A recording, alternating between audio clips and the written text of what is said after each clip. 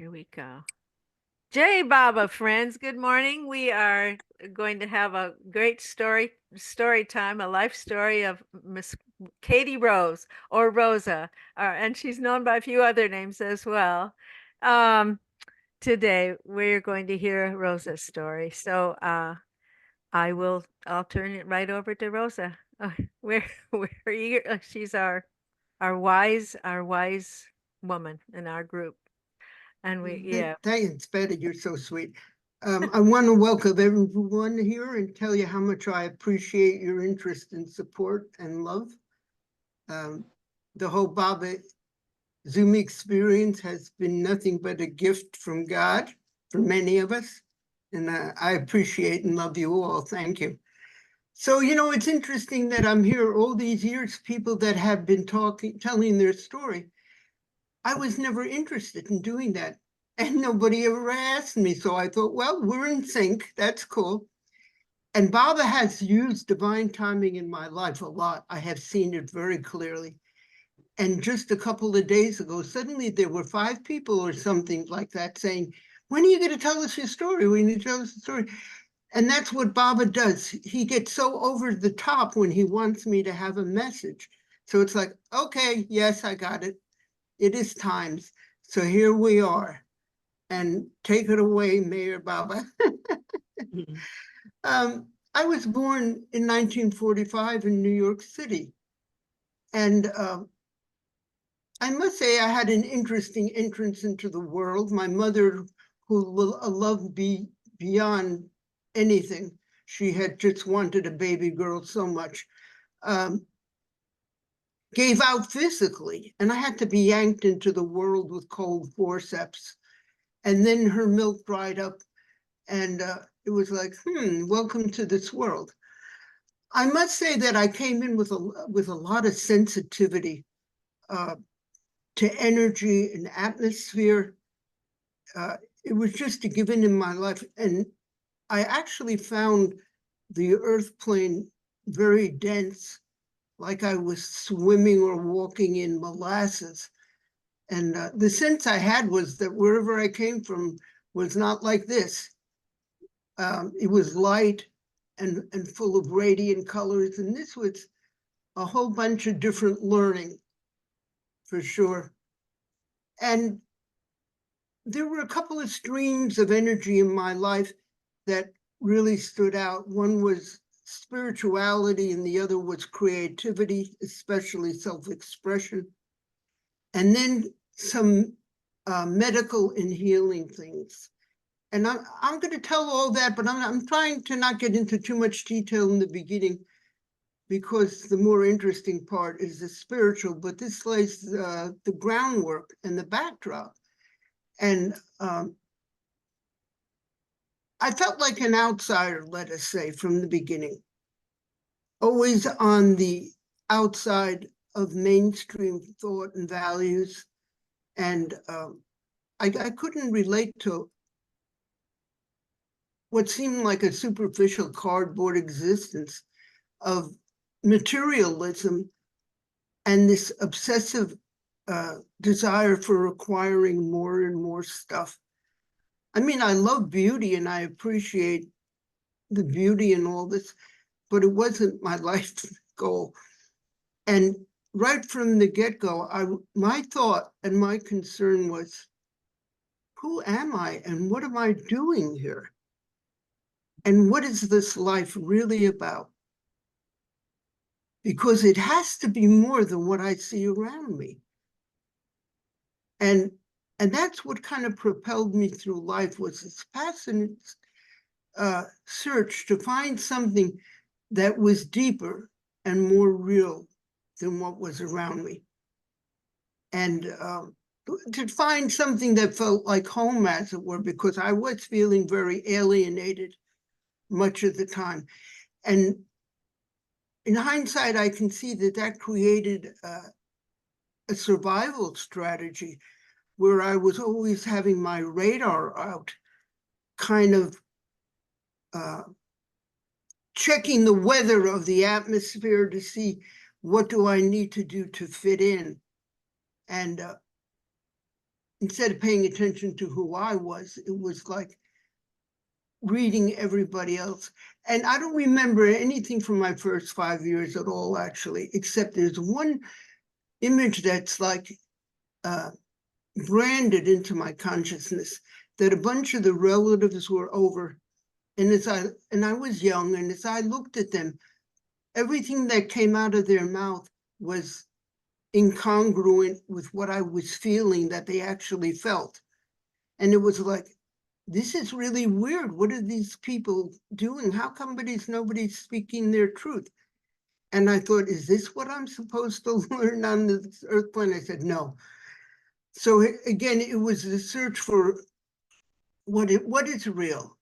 And the other important backdrop to everything that unfolded was that I came into this life what later became evidently a hormone imbalance.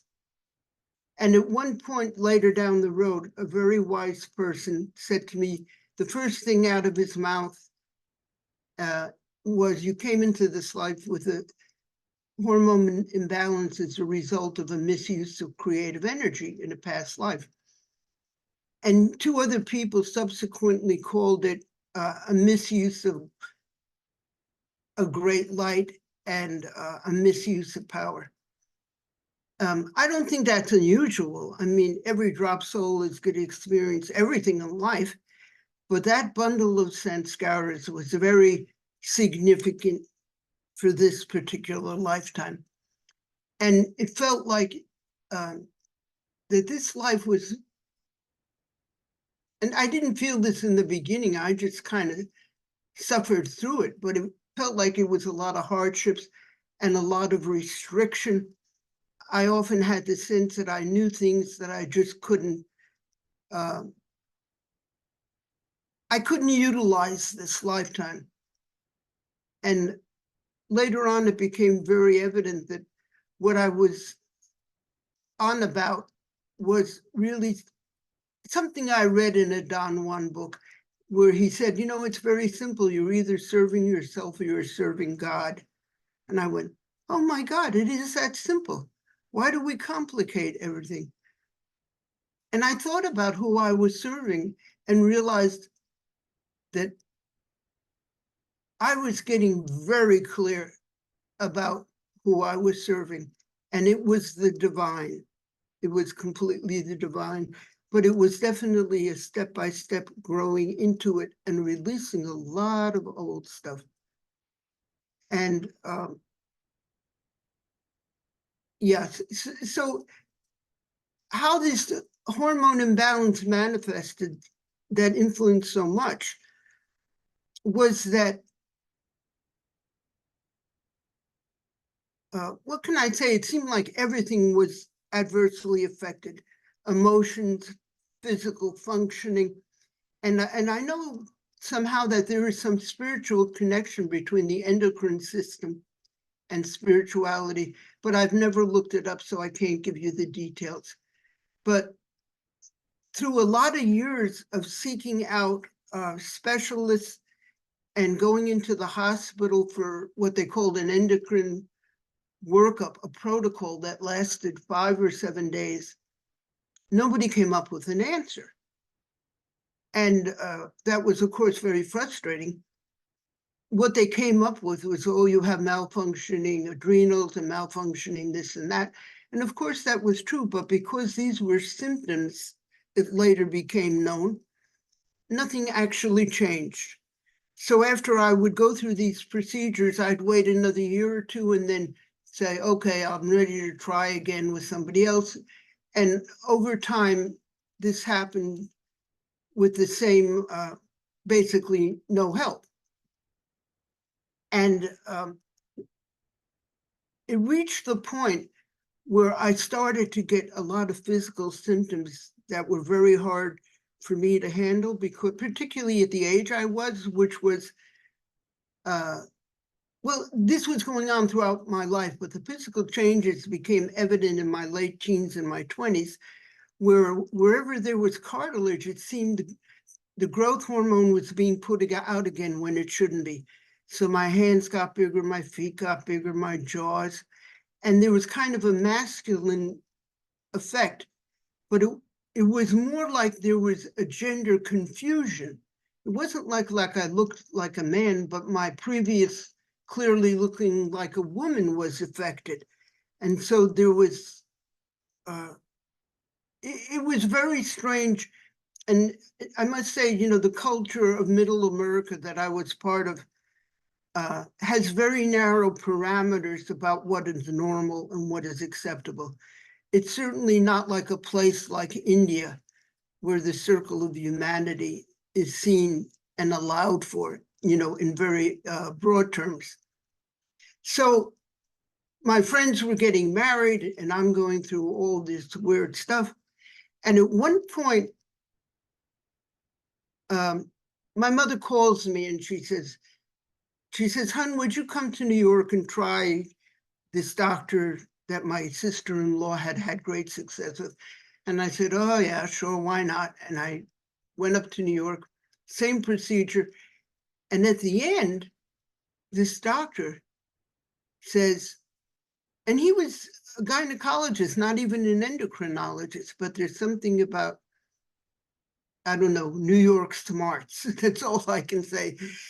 And he was the first one to say, "Well, we think we know what it is."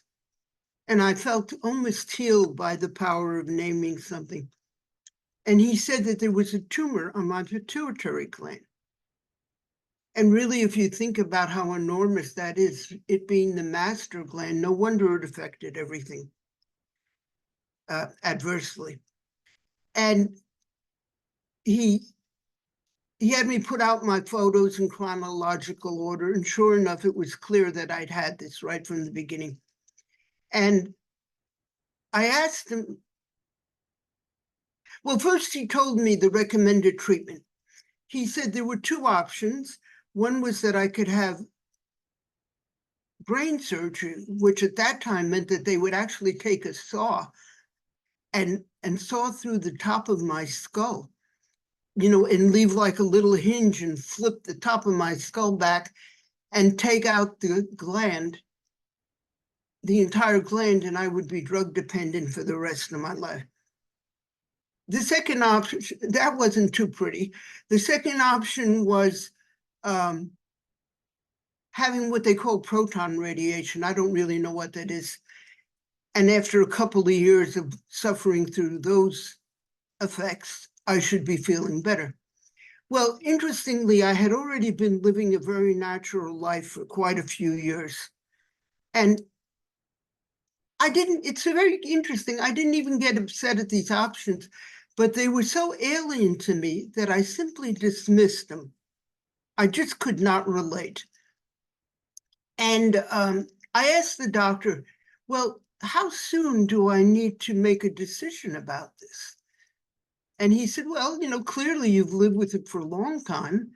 You need to take care of it. You don't need to jump into a decision in the next week. But the main present threat would be that the tumor would get large enough to impinge on the optic nerve and you'd be blind." So when I get into the spiritual journey, you'll understand this, but I had already signed up for a 12-week summer intensive with my first Sufi teacher. And that was already in place. Now, my mother, that later it became known to me, very quietly but persistently waged her own private campaign to find out anything and everything she could to help her darling daughter. And she went around speaking to anybody and everybody who had the remotest connection with the medical world. And she would tell them the saga that, my saga. And invariably, all these people would say, "Oh, I'm sorry, this is very specialized and I really can't help you. And I don't know anybody who does specialize in this." But she persisted. And she was living in a tiny little town in upstate New York in the Catskills. And one day she went into the local big town, which was not a big town. It was a very small town, but it was bigger than where she lived. And, and it must have been a GP. And while she was there, she starts telling him about my predicament, my situation. And he says the same thing. My mother relates all this, that I had, that it was very specialized and he didn't know anything about it. And then he added this big but, this big however. He said, however, just a few days ago, I was listening to a talk by a Canadian surgeon, and this is its exact specialty. And he was so fascinating to me, what he said and what he proposed, that I wrote his contact information and put it in my file cabinet. And he said, I have never done this in my life before. But he went and got the information from my mother. So what he told us that he had heard from this Canadian surgeon was that his treatment was to go up through the sinuses and do microsurgery. This was the early 70s. It was not very common, and it didn't exist at all in the United States. It was not endorsed by the AMA. So he would go up by the sinuses and he would do microsurgery and he would remove only the tumor, leaving the gland intact. And I would be sitting up feeling fine the next day, and I would never be on any medication. Everything would normalize on its own.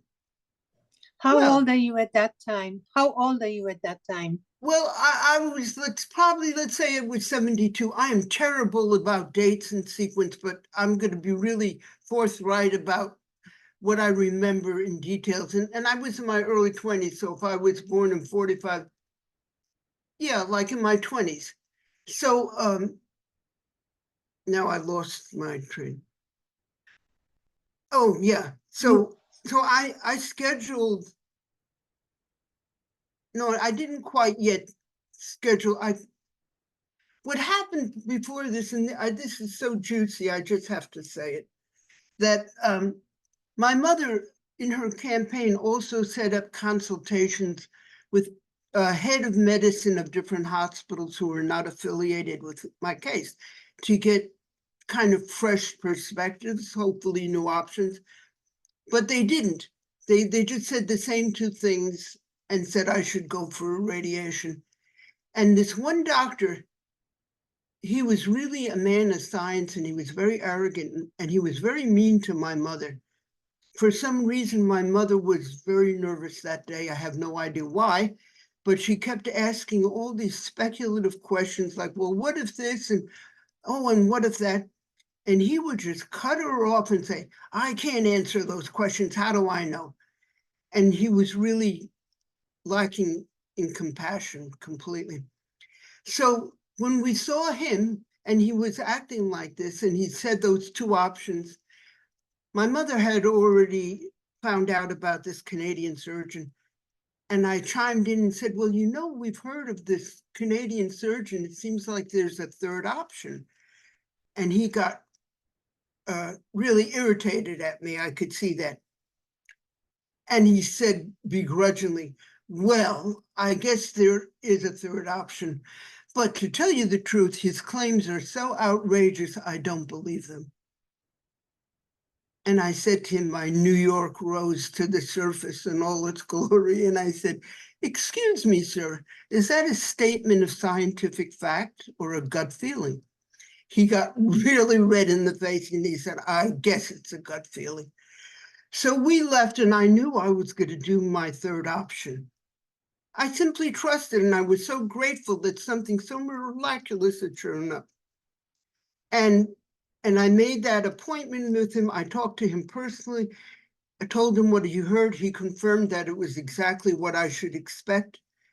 And I cut my Sufi workshop by 2 weeks so I would have enough time to spend the 3 weeks required in Canada for post-operative and pre-operative testing and stuff. So this Sufi workshop was from every day from 10 in the morning till 8 at night of continuous exercises, singing, dancing, chanting the name of God. It was so God-centered, so one-pointed, that I have never been so strong and clear in my life. Can you imagine 10 weeks of this kind of focus and clearing? And that's how I arrived in Montreal at the hospital in this state. And even all the good, I remember, I see this so clearly, all the good wish cards I got from my workshop friends, I put up on the wall. And you could see them vibrating with all this love and power. It was like really remarkable. And the day of my surgery, well, I'm not going to go into all that. This guy was a genius. Basically, he worked on an elderly judge from Montana before me. And when he got in there with the cameras and stuff, he saw that the guy had a sagging optic nerve.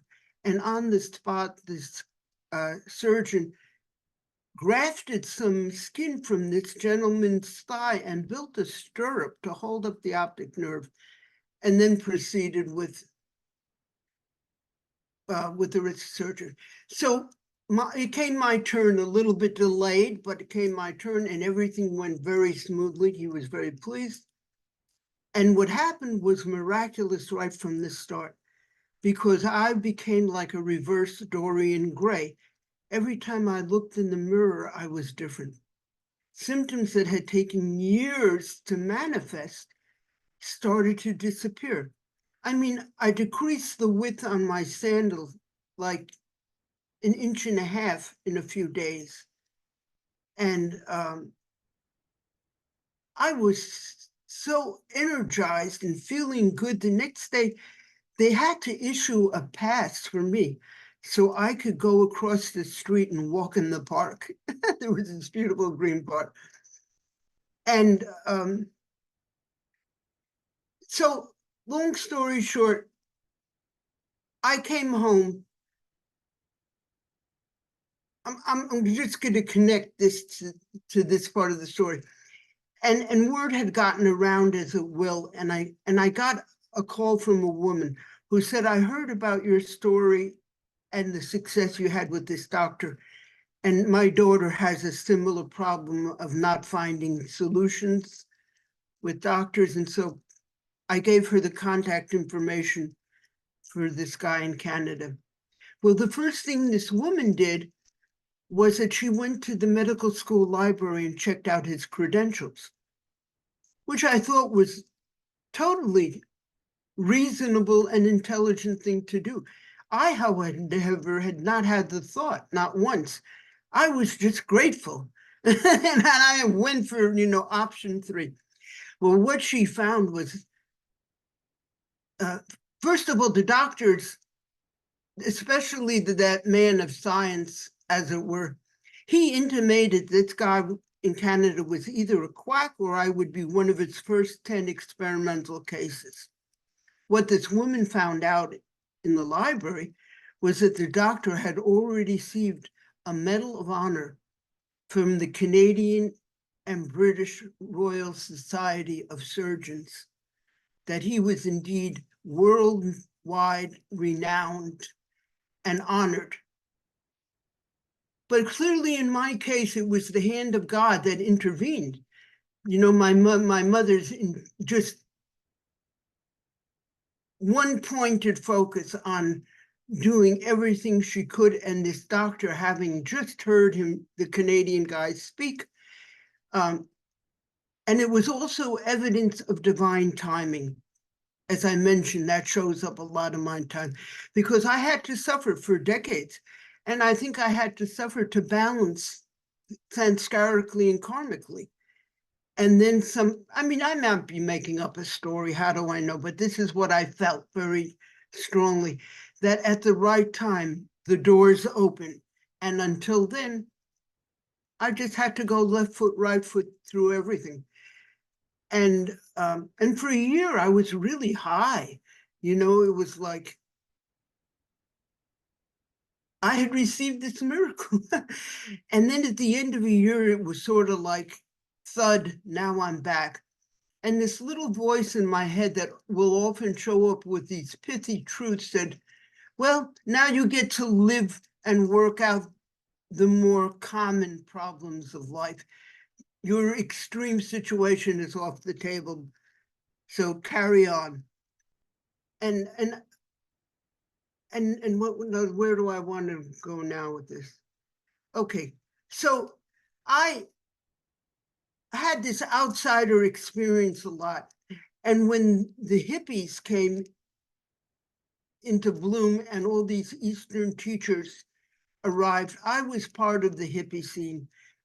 And I was very drawn to these teachers and masters, but I couldn't figure out who I was.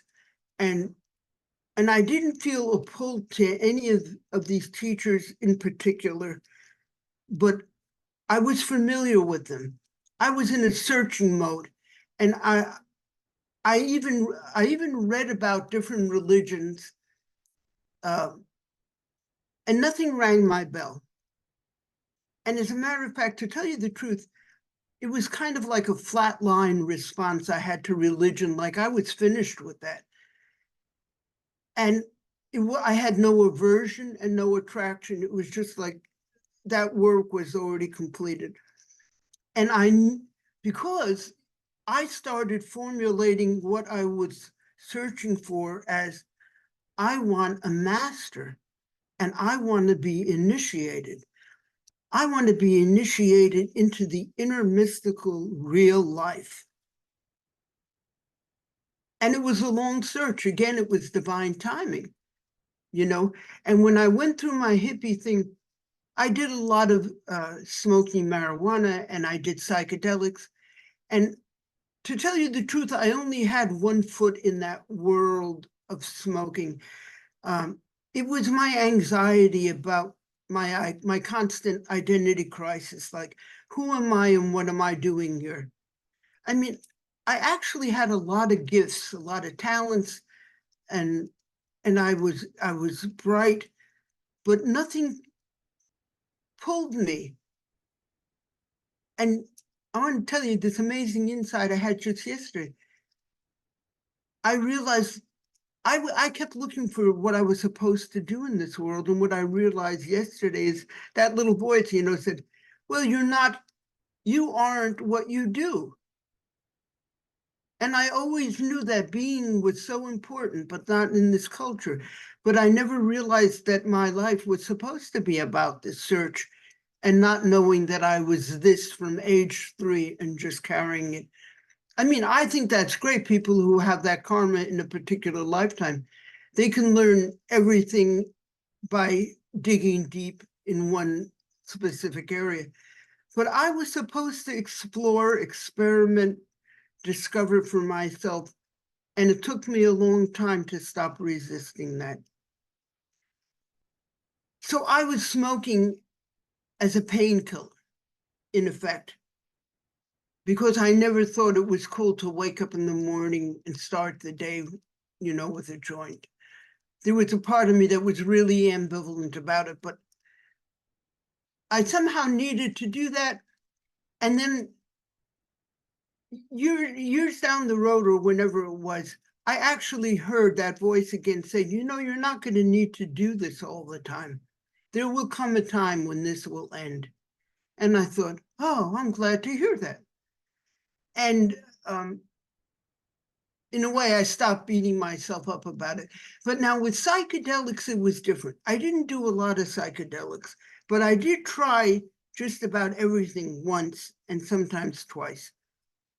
And I think my saving grace was that I already knew about indigenous tribes using psychotropic medicines for healing, what we now call plant medicine.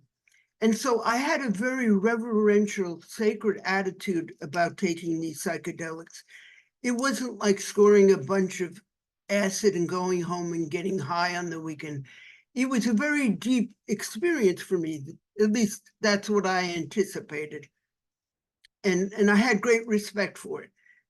Well, despite all my anxiety and confusion and all that, that was my constant companion. Every time I would take a psychedelic, I would turn into the Buddha, which was all very nice, but it was very confusing because when I came down and back into my life, I was the same as before.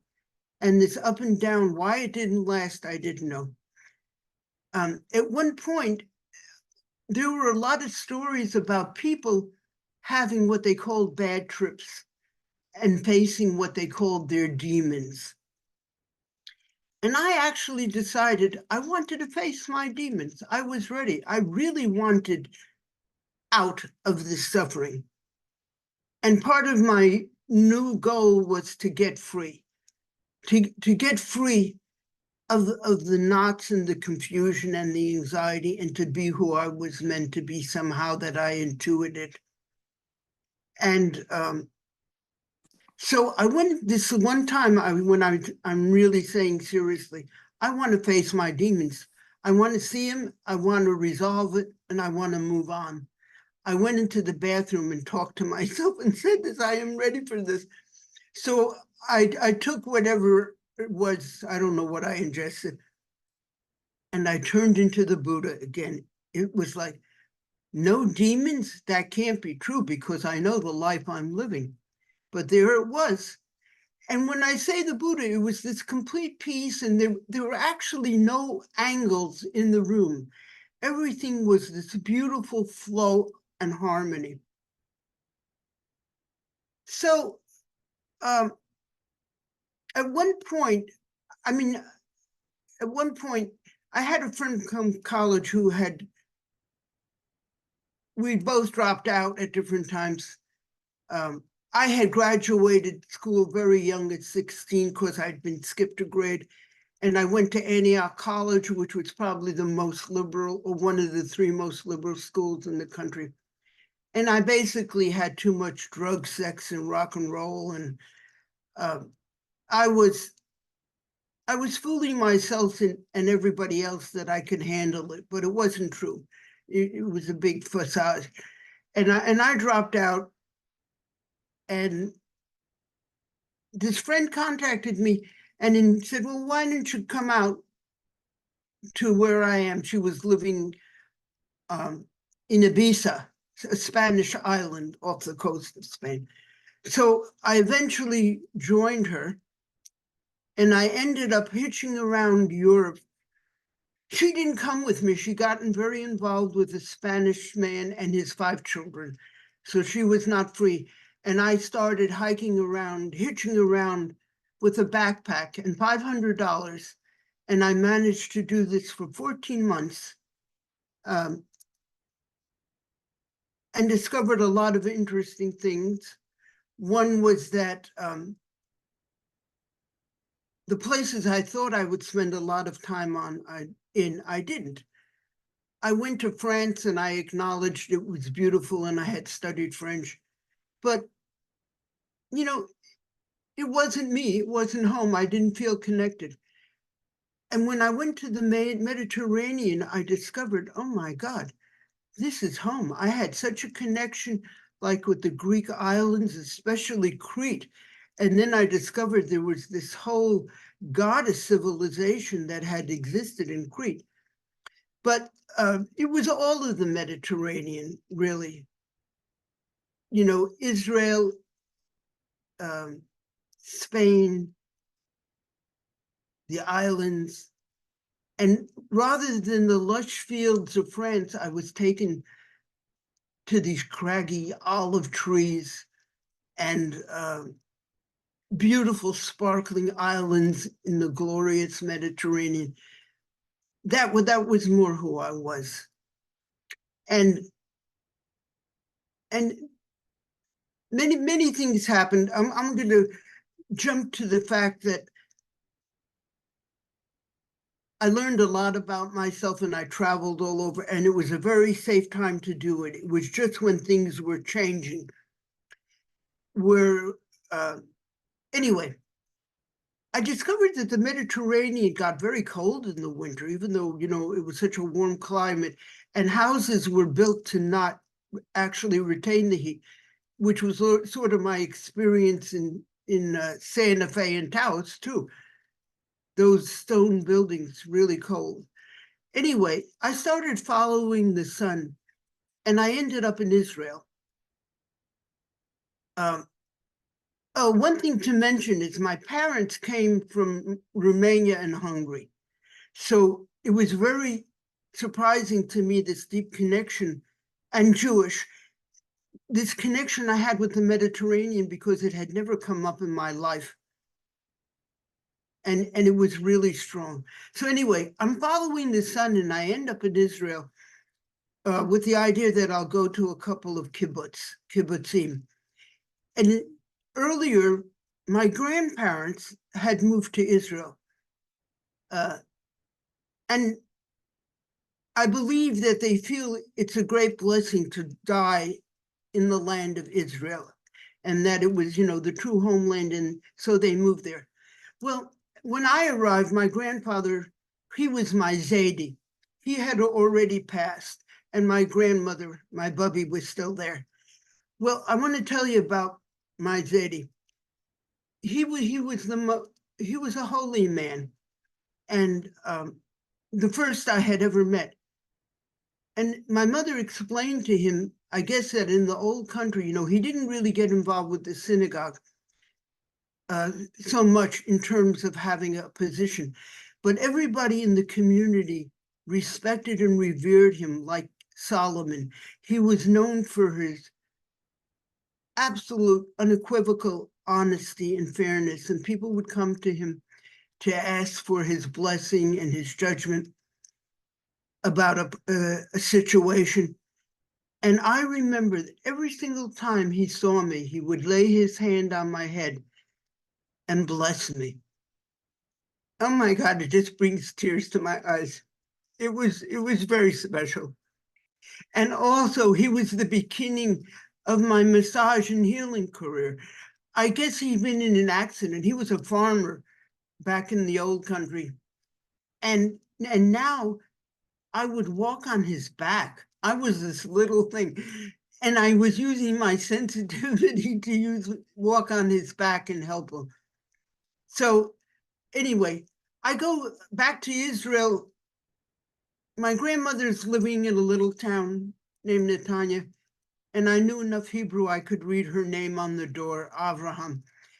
And she's pretty out of it. Half the time she thinks I'm my mother, and half the time she knows who I am, and she moves in and out of this. And in contrast to my grandfather, who was really holy, they had both been what one would consider Orthodox, but my grandmother shocked me. She was constantly talking about how this one had done her dirty and this one was mean, and there was this just stream of negativity. And I just said, oh God, please spare me. Do not let me ever turn into this at the end of my life. And it was like an eye opener about reality, that, you could be religious, let's say, as opposed to spiritual, and this is where you might end up. One day I went to the bazaar. I stayed with my grandmother a little bit, and I met this young Yemenite fellow who was very handsome and in his regular robes, and he walked me home. And my grandmother came out and pointed him and yelled some very not nice word that was the equivalent of the N word in Hebrew. And I was aghast, not only embarrassed for him, and he left, of course, but to see that the Jews who had suffered from just this kind of discrimination went around and divided themselves in the same way. So I was learning a lot about humanity and life, and this little fairy tale I had concocted out of my own thinking, flawed thinking, was being revealed. Anyway, I went to a kibbutz in Galilee in the north, and I enjoyed it. I didn't feel like I wanted to make it my home, but it was a good experience. And during that time, I had a car accident. There was a couple from Canada. No, not from Canada, excuse me. A couple from the United States. And we were going somewhere in their little VW Bug, and it was the first rain of the year, which people explained was dangerous because the trucks have been dropping oil all year. And the first rain just kind of spread it so that it coated the roads. And, the second rain might wash it away, but it was very slick that day. And this guy lost control of the car, and you can see what was coming because he was zigzagging and he had no control, and the car eventually flipped over 3 times and landed on its head. And I had another interesting experience because while this was happening, and time completely slowed down, and as the car is turning, I'm thinking, oh, so this is how it's going to be. And I was completely relaxed. Well, afterwards, the woman who'd been in front, the wife of the driver, she had this classic experience of her life before her eyes, and she was going to be different and da da da. But I had none of that. I did have the thought as people rushed over, are you hurt? Are you hurt? I was at the end of my money. Imagine $500 lasting 14 months. But this was in Europe on $1 a day. And I had the thought, I could say that that my neck was hurt, and then I could stay longer. I could extend my stay and maybe even get some funds. And then I immediately said, no, I can't do that. So I think the temptation was good, and to see where I stood on that, but it was definitely no. Anyway, I left that kibbutz and I went further south because it was still colder. And then one day, I don't know if I left the second kibbutz. I know I didn't stay very long. I was swimming in the Red Sea in the port of Aqaba. And it seemed to me that there was machine gun fire real close to me. But I actually didn't know what machine gun fire was, as I had never experienced it, but this is what my brain was telling me. And I didn't hesitate or dispute the idea. I got out of the water and I got on a bus for Haifa, the port, so that I could leave on a boat. And it's a very slow ride because, it's completely uphill through the desert. So it was a 10-hour kind of tense drive. And I got to Haifa fine, and I got my ticket. And 3 days later, the 6-day war broke out. Well, Wow. that was a new experience too, I'll tell you. Wow. Anyway, there I am. And what I did was I got a ticket to Piraeus, which was the port near Athens that I had left from when I went to Israel. And when I got there, I went to the hotel I had stayed at before departing. And the whole facade of the hotel was riddled with bullets. There were tanks in the street and armed soldiers. While I had been in Israel, narrowly escaping the 6-day war, the junta had happened in Greece. Wow. And there was a military takeover. And the atmosphere was so paranoid and thick, you could cut it with a knife. And I had never experienced anything like this either. Anyway, there was something, I didn't stay there very long. And what else do I want to tell you before I leave this? What comes to mind is that when I was on a Greek island, I think I was on Corfu, I met these three guys who just came overland in a VW bus, having been at the Maharishi's ashram. And they were all qualified initiators. One was British, another Canadian, another American. And I had heard about the Beatles and their initiation. I really wanted to learn meditation and be initiated, but it was not my style to sit in a huge auditorium and do this in a group like that. But here were these three guys, and my brain said, I'm going to have the opportunity to hang out with these guys and see how meditation affects them 24/7, not just calming when they sit for 20 minutes, but how are they basically changed? And these guys were really centered. There is a lot of frustration when you're an expat in a foreign country, with money not arriving, even it's been said, waiting hours for a phone call connection. And these guys just said their mantra and breezed through everything. And I said, I want some of that. I want some of that. And so I did get initiated, and it was definitely my style. They drove the bus down to the edge of the water, the sand on the edge of the water, and on a full moon night, in this bus that had initiated hundreds of people, I got my initiation. And immediately thereafter, I guess I heard that, you weren't supposed to continue with drugs. I didn't want to sabotage this. So I took all my drugs and my paraphernalia and threw it into water. And that was it. Just like the voice had told me, one day I wouldn't do it anymore. Just threw it into the water. So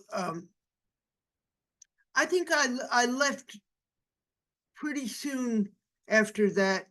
And one of the things I needed to do was I actually had neck problems ever since that. And I went to a chiropractor. I came back to the States, and my mother had help from a chiropractor, because in those days, chiropractors didn't get third-party payments. They were sort of the pariahs in the medical world. And so my sense was the people who were in the field were very devoted and real healers, not just putting people on different machines. They used their hands and were very devoted. So anyway, this guy was so helpful. After working on me for about 3 minutes, he says, if you're serious about your health, you ought to go on a detox diet now. And sure, that was true. I had been doing all these recreational drugs, and I had lived on my own since I was 16, because after I graduated high school and went to college and dropped out, I never went home. And so I was, my idea of a healthy diet was bran muffins and fruit yogurt, and not very enlightened. So what he put me on turned out to be a yoga cleansing diet, although he didn't tell me that. I got a juicer and started juicing, and then this went on for 10 days, and steamed vegetables and brown rice. And that was the beginning of my being a vegetarian, because I liked it and it was so easy. And I had always had an affinity for not eating meat. The only meat I ate was disguised not to look like meat, that it was crisp and burnt. Unlike my brother, who would eat this meat that was pink and bloody. No, thank you. So anyway, I've been a vegetarian for probably 50 years, and I've had little interludes of experimentation. I haven't been rigid about it, but basically I've been non-animal flesh eater for about 50 years. And I came back to the States, I got this treatment, and somehow I connected with a first cousin of mine that I hadn't really known too well before. And I told her that she asked what I was doing, and I said I didn't really know at this point. And she said, well, why don't you come up to Saratoga Springs? I've moved there, and I opened a little boutique in a beautiful old Victorian house, and you can help me. And I said, sure, it sounded great. And I went there, and during that stay, there was a young high school girl, very sweet girl, and she kept talking to me about her guru. But, again, divine timing came into play. I was not interested in her guru, especially her enthusiasm, because I was not drawn to this person, which was Mayor Baba. And she must have given me a Baba card, because I remember being so taken by this "Don't Worry, Be" card. I actually didn't feel any attraction to Baba. If truth be told, he reminded me of an organ grinder. Once I said this to somebody and they laughed and said, "Oh yeah, a pizza maker." And I knew that I wasn't the only one that had that experience.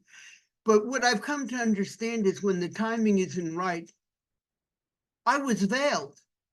And when the time was right, the door was wide open.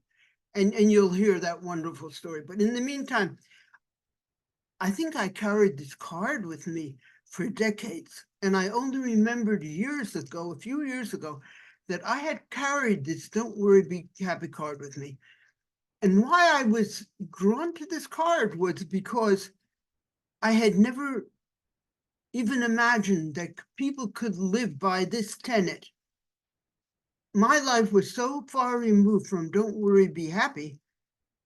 This identity crisis, this confusion: who am I? Where do I belong? What am I supposed to be doing here? The idea that I could live in peace and happiness was giving me hope. There were people who promoted this and maybe even helped you to get there. So I carried this card around. Okay, so now this other thing about this high school girl was that she was an artist. And during my early years, I was very gifted in both music and art. I took an entrance exam for a school, art and design for art, and I got in, and another music and art for music, and I was accepted. But my mother asked me, would I mind if the family moved to Teaneck, New Jersey, because my brother was starting college there. And somehow I had this fanciful idea that maybe it would be a whole new chapter to get out of the city, because there were some, tough experiences. New York is quite a schoolhouse. And I felt I'd lost my innocence very early, seeing a lot of life experiencing. And I had this idea, oh, the suburbs, maybe, blah, blah. But it was really another experience of extreme alienation. But nevertheless, I didn't pursue my creativity. And that was very strange. When I got to high school, I suddenly opted for this whole academic intellectual track. And I had forgone all this other stuff that really I enjoyed very much. Well, karma, whatever it was, that was new learning. I was now academic and scholastic and intellectual. And what I noticed was that ever since I had started meditating, it was like my right brain, which had been dormant for a few years, was now getting activated. And it reached the point where all I wanted to do was my art. I wanted to draw. I wanted to do things that were creative and self-expressive. So I asked her if she would let me borrow a couple of her art journals. She subscribed to magazines, and there were all these schools in the directory in the back, and I wrote to them, and they all responded with applications and these big portfolio requirements. Well, I had nothing to show. I had done absolutely nothing for years. And I think all these schools, they were accredited and government subsidized, so they had standards they had to uphold. But among the responses, there was one handwritten letter from the Louisville School of Art. And it turns out that this was a private school that was not accredited. And so they could do what they wanted. And this guy who is the president of the school, he writes me a letter and says, hey, come on down. And I write back and I say, did I make it clear? I have absolutely nothing to show you. I just have this desire to do this. And he says, yeah. He says, that's fine. He says, if it doesn't work out, we'll both know about it. And I thought that was so cool. So I packed up and I moved to Louisville. And it was actually a pretty good art school. And I discovered my talent and love for, especially for clay. I had a complex about painting. I never painted. I don't know what I brought in, this kind of fear of it almost. But anyway, I really admired the ceramics teacher. He was a person of such integrity and gifted talent. And he said to me one day, he said, you know that saying about genius is 1% inspiration and 99% perspiration? He said, you've got the 1%. I don't know what you're going to do with it. You may do a lot or nothing, but you do have that 1%. And I thought that was such a beautiful message. And I later on got very involved in clay art. I did a lot of goddess stuff that came spontaneously, and shamanic masks and raku stuff, but that's for another time. It was very interesting. So anyway, I go to the Louisville School of Art and I'm taking all these classes. And I noticed that there were a bunch of students, and what I can say about doing that, I was used to really excelling at things, even things that, I was trying for the first time. And here I was knowing that I was going to be, as they say, Lowman on the totem pole. I had nothing to show, and I was going to be with a group of people that had been doing art their whole lives. And I knew that it was going to be potentially embarrassing, something I wasn't used to, and I didn't care. I was willing to do that. And so this was like a really big breakthrough in my rigidness. And so what I noticed was that there were a bunch of students who were coming to this school to take studio art classes because they were enrolled in a Catholic school in Louisville that didn't have studio art classes. And so they would come and take them, and then they would get credit for them. That was the agreement. The school was called Lowman, and between Lowman and the Louisville School of Art. Now, I had actually gone to college, dropped out, gone to college, dropped out, gone to college, dropped out. And I learned to be a good crammer, and that's how I maintained my high grade point average. But I learned nothing. And it was a sad state of affairs, but I kept my options open by having a high grade point average. And I kind of wondered at this point how I was going to ever pull my life together, because it was basically taking an entire decade for me to get my BA, since I kept dropping out and hitching around the world while I waited to figure out who I was. So I thought, now this bright idea that came to me was, I wonder if I apply as a matriculating student at Bellarmine, will they give me all my credits from my other schools? And that's what I did. I went to Bellarmine and I applied, and they accepted me. And when it came time, I was in the office with the admissions office. And typically when you do a transfer, the schools tend to throw out a lot of your previous credit courses, so that you have to take courses from them and pay them the fee, and really spend time with them in order for them to give you a diploma. Well, they were so innocent and sweet, and this woman says to me, we've decided to give you all credit for every single one of your courses. So they pulled my life together. And then she goes on to say, now all you have to do is you have to take 2 senior seminars, one semester and then one the following one and we'll issue you a diploma. You'll have your BA. Well, this was a hoot on top of everything besides being a miracle. Here was this Jew from New York going to a little Catholic school in Louisville, Kentucky. And I want to tell you, I didn't have any animosity about Catholicism. It's just Catholicism in my life had never intersected. And I was like a very liberal person. And here I was, and all the teachers were walking around in their black frocks with their white collars. And I just said thank you, and I went for it. So the first day of senior seminar, this guy walks in. He's not wearing his black cloak, his robe. He's in a tight dungaree jacket and pants, and he's adorable. And he comes in and he says, he's up Amran Sites, and he's a poet. And it turns out he was a best friend of Thomas Merton's. And I had read Thomas Merton. I knew all about Thomas Merton. And he's walking around this campus. This campus happened to be where Thomas Merton had bequeathed all his papers when he passed.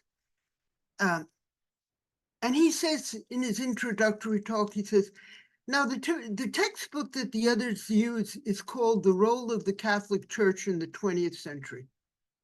In my list of interests, this is in the minus zone. I know nothing about the Catholic Church and its role. He says, however, I am going to use Aldous Huxley's perennial philosophy, which is mysticism throughout the ages and citing original writings. This was so radical in the setting, I can't tell you, and unexpected. And he was very radical in many ways, and he was incredibly honest and transparent about his life and his issues, and we became very good friends. One day he actually made this embarrassing confession to the class. My name, I don't know what my name was at the time. It was probably Cynthia, my birth name, or Hajar, I don't know. Anyway, he said that I was the first woman, including his wife, he'd ever really listened to. Can you believe that? So anyway, we became very good friends. But he told me at the and it was really great to read all these mystical writings. At the end of a class, he said to me, you know, for the next semester, you really ought to sign up for another teacher. And I said, really? He said, yeah. And I said, okay. So I signed up for another teacher, and first class, in walks Ron. And he announces that the teacher that was supposed to teach the class had a nervous breakdown and he was taking over the class. So I had the second class with my friend, and he would tell us many personal stories about old Tom. It was just really, you know, it was an instance of no matter where you go, there you are, and your karma follows you. To have this happen in Louisville on this very conservative Catholic campus was really a huge surprise. And I did get a degree. And then, you know, the combination of different things I was doing, I was ready to go to grad school. And I enrolled in what was called the VISTA program, which was the local Peace Corps. And it was a three-pronged program where you taught in the inner city, you took graduate education courses, and I can't even remember what the third one was. Anyway, they paired me up with this principal who was an ex-Marine. So we didn't get along. He was very rigid and running the school like a boot camp. And I was experimenting with second graders, and I discovered I didn't really like being a babysitter and a motivator. I'm a very good teacher at an adult level, and I like teaching adults who choose to be somewhere and motivated to learn, but I didn't like babysitting. So anyway, there was something called, it was the teacher corps, and I was elected by my group to be the Washington representative, probably because my outspoken New Yorkness. and and there was this big proposal that the teacher corps had written to get funded from Washington. And one of the functions of this position, was that I was supposed to be a liaison between the interns and the head of the teacher corps, if there were any questions or concerns. So, my classmates would come to me, and then I'd go to this woman and say, well, it says in the proposal, blah, blah, blah, and how come this is not happening? And I asked them to be accountable, and she didn't like it. And one day she picks up this huge proposal, and she actually threw it across the room into this large garbage can. And she said, now that we have the money, that's where that belongs. And she refused to take any responsibility and work out things. And I quit. I mean, I was not going to go along with this. And I've always had such high ideals that functioning in the straight world has been impossible. It's always full of people with power trips and ego and kind of hypocrisy. And there I am waving my little flag of high ideals. And so I heard that there was an art therapy program. The teacher corps, the education courses were taken at the University of Louisville. And I thought, I don't know a thing about art therapy, but it sounds really good. Here I've been taking all these courses at the Louisville School of Art. And I talked to this woman at the end of the interview. She says, fine, we're starting like next week or something, and you can just pack up your stuff from the public school and you'll be enrolled. And I said, don't you have to get my transcript and all that? I mean, I was so out of it. I didn't even realize that because I was in the teacher corps, I was already a graduate student of the University of Louisville. She goes, no, this is just a simple interdepartmental transfer. You are now enrolled in the art therapy program. So I said, fine. And that's what I did for a year. And I never really practiced it. I did get hired as an expressive therapy twice. That was another terrible, hard lesson. Baba gave me all these hard lessons to finally figure out that I needed not to try to fit into the straight world, that I was a very alternative person, and that there was a life for me like that instead of trying to be a professional, with a good salary and doing what everybody else did. And I ended up going to massage school at one point because I kept getting hired as the head of programs. Even though I would apply for a therapist position, they would say, no, we want you as the blah, blah. And I'd say, I'm not trained for that. I don't want that. And they said, no, we want you to. And it would be a disaster, actually. Anyway, as soon as I started massage, I really began to heal because I found myself in a whole culture of people who spoke my language, who understood energy and consciousness and many things that had made me such a fringe person in the straight world. And do I want to tell you about all these different, okay, so I want to tell you about my different names and how I got the name Hajar, and get on to the spiritual thing, because that search for a master pursuit, an initiation, and really, I knew there was something deeper and more real than what was around me, which seemed like a two-dimensional cardboard reality. And I knew that there were teachers, even Sufi. Oh, I have to tell you this great story first.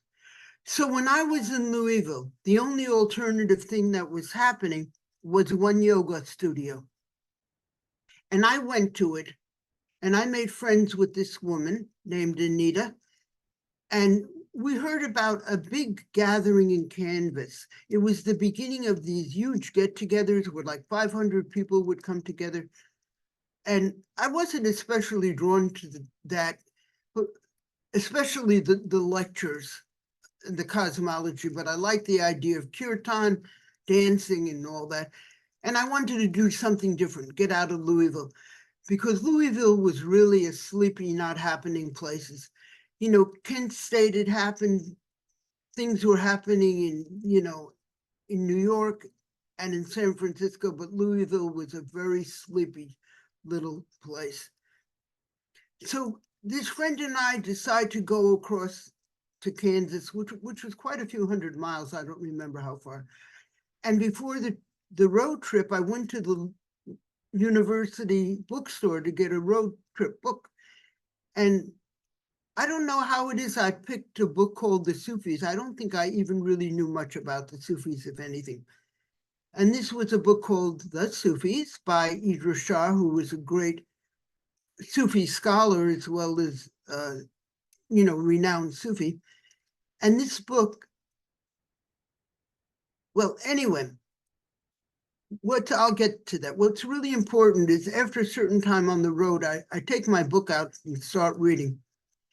And this book is basically, if my recollection is accurate, a lot of original writings of all the great Sufis, Rumi and Hafez and Attar and just so many, Shabastari, Ibn Arabi. And all of a sudden, my heart chakra is like pounding. I feel like it's going to break through my chest cavity. And I go, oh my God, this is it. This is it. And not only is it, but it's existed for all time. Because that's what some Sufis believe. Not that it started in the time of Muhammad, but it started with Adam. There has always been this inner mystical link of knowing that one is God. And I'm so ecstatic to have found it because it's indisputable. This is it. And then I have this thought, oh, wow, this is like 1970s in Louisville, Kentucky. How am I ever going to meet a real life Sufi? And I went from this ecstasy to kind of this like reality thing of, oh, I'm so excited, but I have no idea how I'm going to meet a real life Sufi. Nevertheless, life went on. And my father had been very ill for a while. And I had a Christmas vacation from college that came up within a month or two. And I kind of gave myself a little talking to, a little lecture. I said, when you go home, it would be good to stay at the apartment with them. Dad's been sick and stuff. And I kind of typified this by telling myself, don't even buy the Village Voice. You don't want to know all the happenings going on in Manhattan, because that's what I would do. I would go to New York and then I'd leave and I would just, I said, no, stay in the house, and be with them. They're getting older, Dad's sick. So I fly to New York, take the subway to Queens where they live, and immediately go to the newsstand and buy the Village Voice. And you'll see why it's funny and worth mentioning. I go to my mother's apartment, and when she opens the door, she's holding a piece of paper. She said, this just came in the mail. And it's the lab report about your dad, and he has cancer. So I go in, and she says to me, now I'm the apple of their eye, really, this is like big deal that I'm visiting. And she says, we're thinking about going to Kentucky to that clinic you've been telling us about. In the midst of some really remote place, I don't even remember what little town it was. It wasn't a well-known town, I don't think. I discovered an osteopath who had a healing clinic in which, he not only did those osteopathic treatments, but he did colonics and fasting and natural supplements. And my parents wanted to start out by going there. And I said, no, of course you should go. Of course, there's no question to it. So they packed up and they left. And here I am in this Queens apartment for 10 days. So I opened my Village Voice, my contraband, and there in the centerfold is this very large advertisement for what it says is Sufi Workshop Celebration of Life, and it is the exact 10 days of my vacation. There's the hand of God again. It's just unfolding. And I go to this workshop, which was held at St. John the Divine Cathedral in Manhattan, a very beautiful place. And this guy was not a master. He said that he wasn't. He said that his master had sent him to introduce the work to the West. And what he did, this was the guy whose workshop was that summer after the surgery. He did all this, as I said, exercise, dancing, chanting, just positive, positive, positive, even some fasting. And at the end of the workshop, I was different. I was totally different. But I had enough sense and wisdom to know that this was the proverbial tip of the tip of the tip of the tip of the iceberg. And there was no conversation about anything to follow up. So I went home and there was this passion to get beyond and go on more and more and more. And I was so different, I was already starting to do things I had never done. Like I wrote him a letter and I said, if I can find people here in Louisville who want to do your workshop, would you come? He said, and how much would it cost? And he said, sure, I'll come. Don't worry about the fee. Just see if you find the people and I'll come. Then I'm doing something else I've never done. I'm making these huge posters and I'm posting them all over town.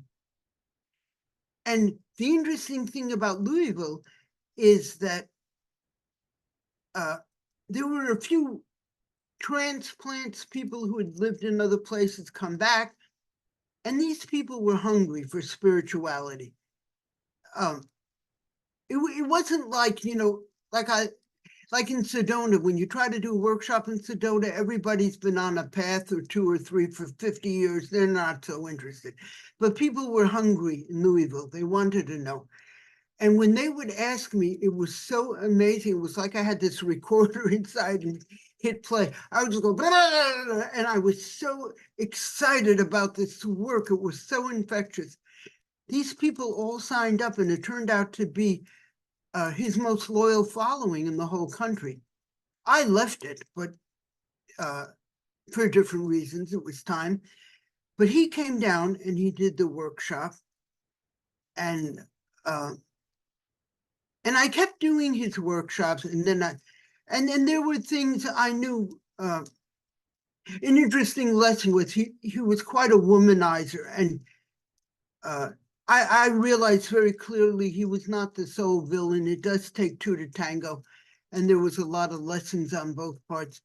But he was not my ideal. It was like a part of me was so kind of pissed, like, how can you be a teacher, Sufi teacher, and be using women like this and that? And then that little voice again said, he may not be perfect, but he has a lot he can teach you. At this point, do you really want to throw the baby out with the bathwater? So I stayed, and it's true, there was a lot I could learn, but I eventually did leave. Now, when I graduated with my degree in art therapy, I wrote to 100 different places and I got thank you, but no thank you. And the reason it seemed that, they seems like we're always in a recession. The only thing that got funded was therapies that had hard evidence, not the soft therapies, expressive theories. People wanted quantifiable data before they gave you money to support what you were doing. But after 100, and I was like kind of chomping at the bit to get out in the world and start practicing. And one day I get this letter from this woman, and she says, "You didn't send me your letter, but somebody passed it on to me. And you seem like the person we've been waiting for." Wow. So she invited me to come to, she ran a nursing home in a place called East Boston, which was not Boston proper, but on the other side, I think, of the Charles. Don't ask me, actually. But it was a working class neighborhood of Italian and Irish people. And they had a nursing home, and they had some kind of weird thing going on where this woman was actually getting psychiatric patients from the New York welfare to come, and I guess pay very high sums of money for a program she'd established alongside the nursing home. And I came up for an interview, and I got hired, and I can tell you there were a lot of clues about that I wasn't paying attention to because I didn't want to. I wanted this to work out. And in the most important ways of Sanskaras, it did work out, but it was brutal. So one of the things I wasn't paying attention to was that she was kind of taking me down the hallways, and we were slinking along the way, not introducing ourselves to anyone. But like I said, I didn't want to know about any of this, so I came up. Long story short, I was hired to be head of expressive therapies. I wasn't really trained in that. I was trained as an art therapist, but that's what I got hired at. And she had a secret agenda. This woman that involved me, she had, she was the administrative head. And because it was, working with the psychiatric population, there was also a therapeutic head, a psychiatric head, who was a psychiatrist. And they were sort of like on equal levels, but one was administrative and one was therapeutic. This therapeutic head, who was the psychiatrist, was a Sufi. The current art therapist was a Sufi. The music therapist was a Sufi, and the dance therapist was a Sufi. Now, these kind of things are so commonplace, I'm not even thinking, I'm thinking, wow, isn't this great? I mean, the likelihood of it is only karmic. There it is. Now, these were the Sam Lewis Sufis who ran the Dances of Universal Peace in Cambridge. And I would go to these dances, and everything was wonderful. It was so beautiful when we were holding hands. It was really so heart-centered and inclusive. All these dances from all over the world in praise and oneness. But the minute the hands would drop, there was like this change in energy. I'm really sensitive to energy. And it was like everybody's mask and ego came back. And one day, and these people were my friends, but there was always this kind of separation and a kind of a boundary line. And I said, okay, so what's going on? And I explained, the beauty and the peace of holding hands, and then what happens. And they explained, well, you got hired by this woman, and we call her the witch of the nursing home. She's really, done some terrible things. And bottom line is she's your boss, and we just can't trust you in the same way as if she weren't your boss. And so I said to them, I said, if you don't know who I am by now, that's your problem. And they said, well, we do, but she's been so terrible. I'm just explaining it. So this witch of the nursing home finally shares her agenda with me. She wants me to fire all of them. These are now my friends. They're all Sufis.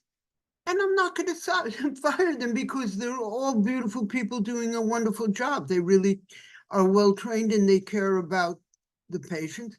So I told her, I said, I'm not firing them. So now I have no allies. The Sufis really still don't trust me, although they do like me. And she won't talk to me. And I don't have the background for this. And I got so sick that, my blood, my red blood count went down so much that I almost fainted on the street one day. And I eventually quit. Some kind person at one point came up to me and said, do you have a job description? And I said, what's that? I mean, I wasn't young, how long it took me to get my life together to even go to grad school. But I just hadn't functioned in the straight world. I didn't have any savvy about it. I said, no, I don't even know what that is. He says, you need to get your boss to itemize exactly what your responsibilities are, because it seems to me she's asking you things that are not in your province. So anyway, I did quit. And I was just kind of trying to heal. And at one point, after a while, I got in touch with an art therapist who was living in that general area. And she asked me what I was doing, and I was telling her that, I had quit that job, that it just hadn't been supportive. And she said, well, the place I work for, they're hiring. Why don't you come? They're looking for a director and a therapist.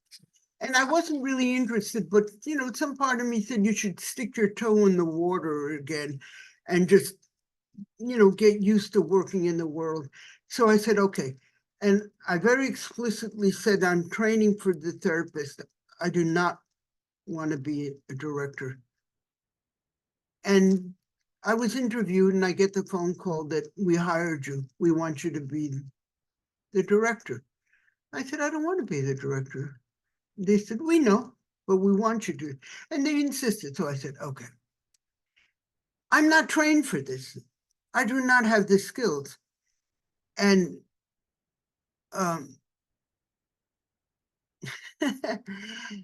I just remembered another story. That's where I went in my head. And I didn't have the skills, and it was terrible. But I was very sincere, and I was really trying.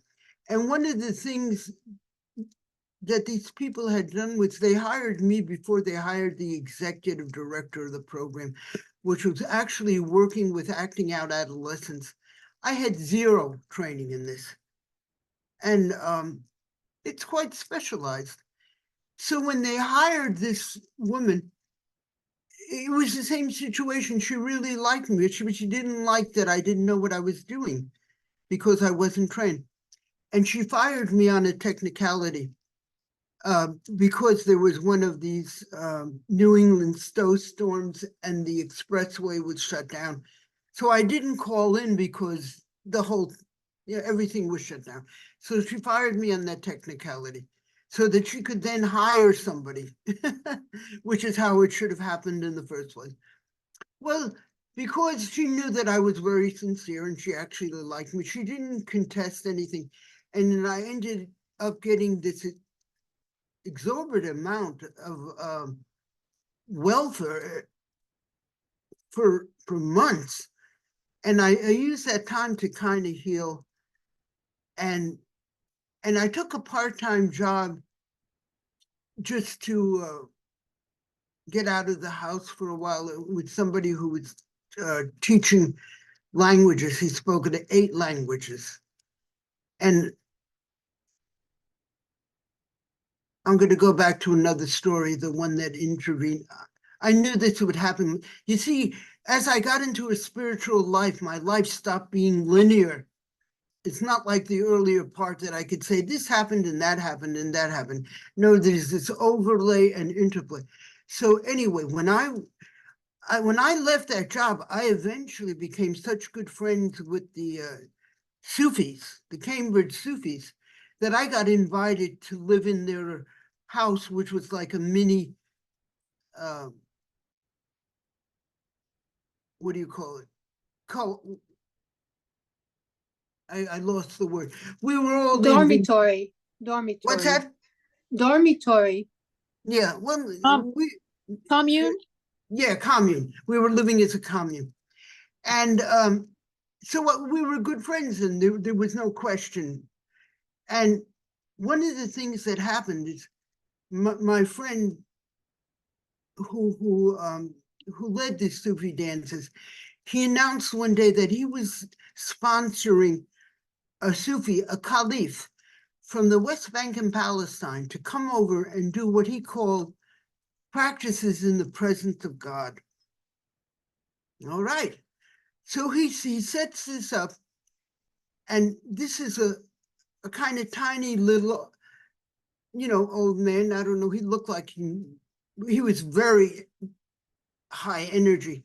He actually had a very young, blonde, pregnant wife who was from California. But he didn't speak any English. So let me tell you first about his practice.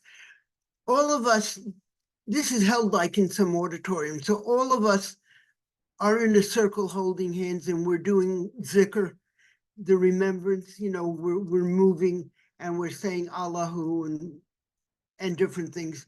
And he's in the center of the circle, and he has this one-sided tambourine, a drum, and the cymbals, and he's clapping it and he's walking around, and he tends to need a walking stick for his aid ordinarily.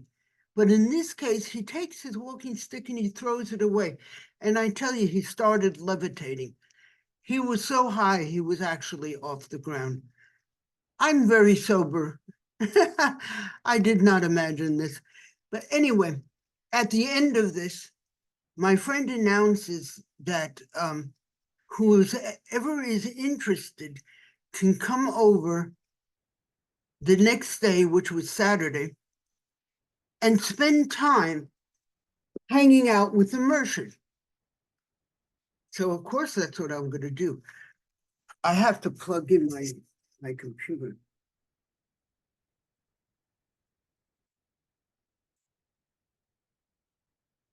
And because he didn't speak English, he stayed in his own room with his entourage of people, who spoke Arabic or whatever it was. And the Westerners were sitting in the living room, and there was no furniture. There was this comfy rug, and we were sitting on that against the wall. And at the end of the day, we left and we went home. And there had been no external contact, And I go down on the street, and I kid you not, I have no idea what planet I'm on. And I stood there and I had to talk to myself and say, just relax, don't get nervous. It'll come to you, it'll come into focus, and you'll know where you live and where you have to go. And that's what I did. But at first I had no idea what planet I was on. And I realized what I had experienced was this transmission that happened with zero face-to-face contact, not even being in the same room. And that opened another doorway of understanding in my being. So the next day, so at the end of that day, my friend announced, and whoever wants to can come back tomorrow on Sunday. It'll be a little shorter, but you can hang out with the merchant. So of course I came back on Sunday. And at one point, he comes out and he announces, translated to my friend, that whoever wants tariqat, who wants to be initiated into the inner path, the mystical path, he will do that for them. So one by one, he initiated us. And it seems, my recollection is that everybody got different initiations, and there were multiple initiations. I know that I was initiated into more than one. I didn't really practice any of it afterwards, although it was the beginning of saying Islamic prayers. It was my first introduction to the Muslim approach, and I did that. But he went back to Palestine, and that separation wasn't helpful so early on. There was no teacher in the form. So I had that initiation, and I was saying my prayers. And at one point, I did some Gurdjieff work for a year, just to have the experience. I knew it was way too intellectual for me, but I did it. And then while I was living with the Sufis in Cambridge, I heard about this sheikh from a Persian Sufi order that was in town. And he was interviewing and initiating people. So although I had had this initiation, I didn't really have a path because I didn't have a specific teacher that was available. So I went and I talked with this sheikh who was higher up in this Persian order. And he welcomed me and he initiated me, and he invited me to live in the Sufi house called a Khanaqah and be one of the two caretakers. And I said, sure. So I packed up and I left the Cambridge Sufis and I moved into this beautiful brownstone in Boston, in an area, a gentrified area. And I had these duties. I became the tea server. And at one point, the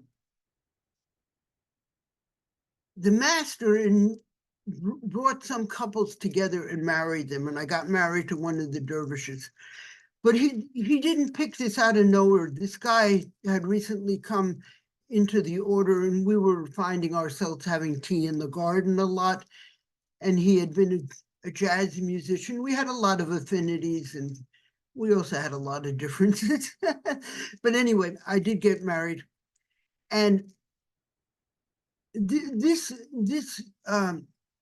master was called a Katub. Now, I knew what a Katub was. I didn't know Baba was called a Katub at that time because I didn't really know Mayor Baba. But a Katub, by my understanding, which continued, was that it is the highest and it is the axis of the universe. So this was my Persian master.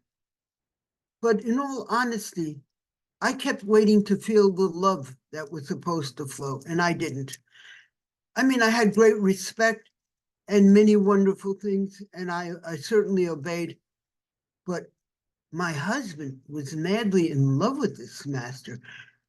When he would show up, my husband was like 10 feet off the ground, and I never had that experience. And yet it was such a perfect segue for my next step, because this group of Sufis were called the Silent Sufis. And Sufis have different characteristics. I think it's often taken from the founder. Some, they dance and they do different things and they chant. And this one was the silent ones. The master once commented, or he wrote a poem about how when you speak, it's like spilling the wine down your shirt.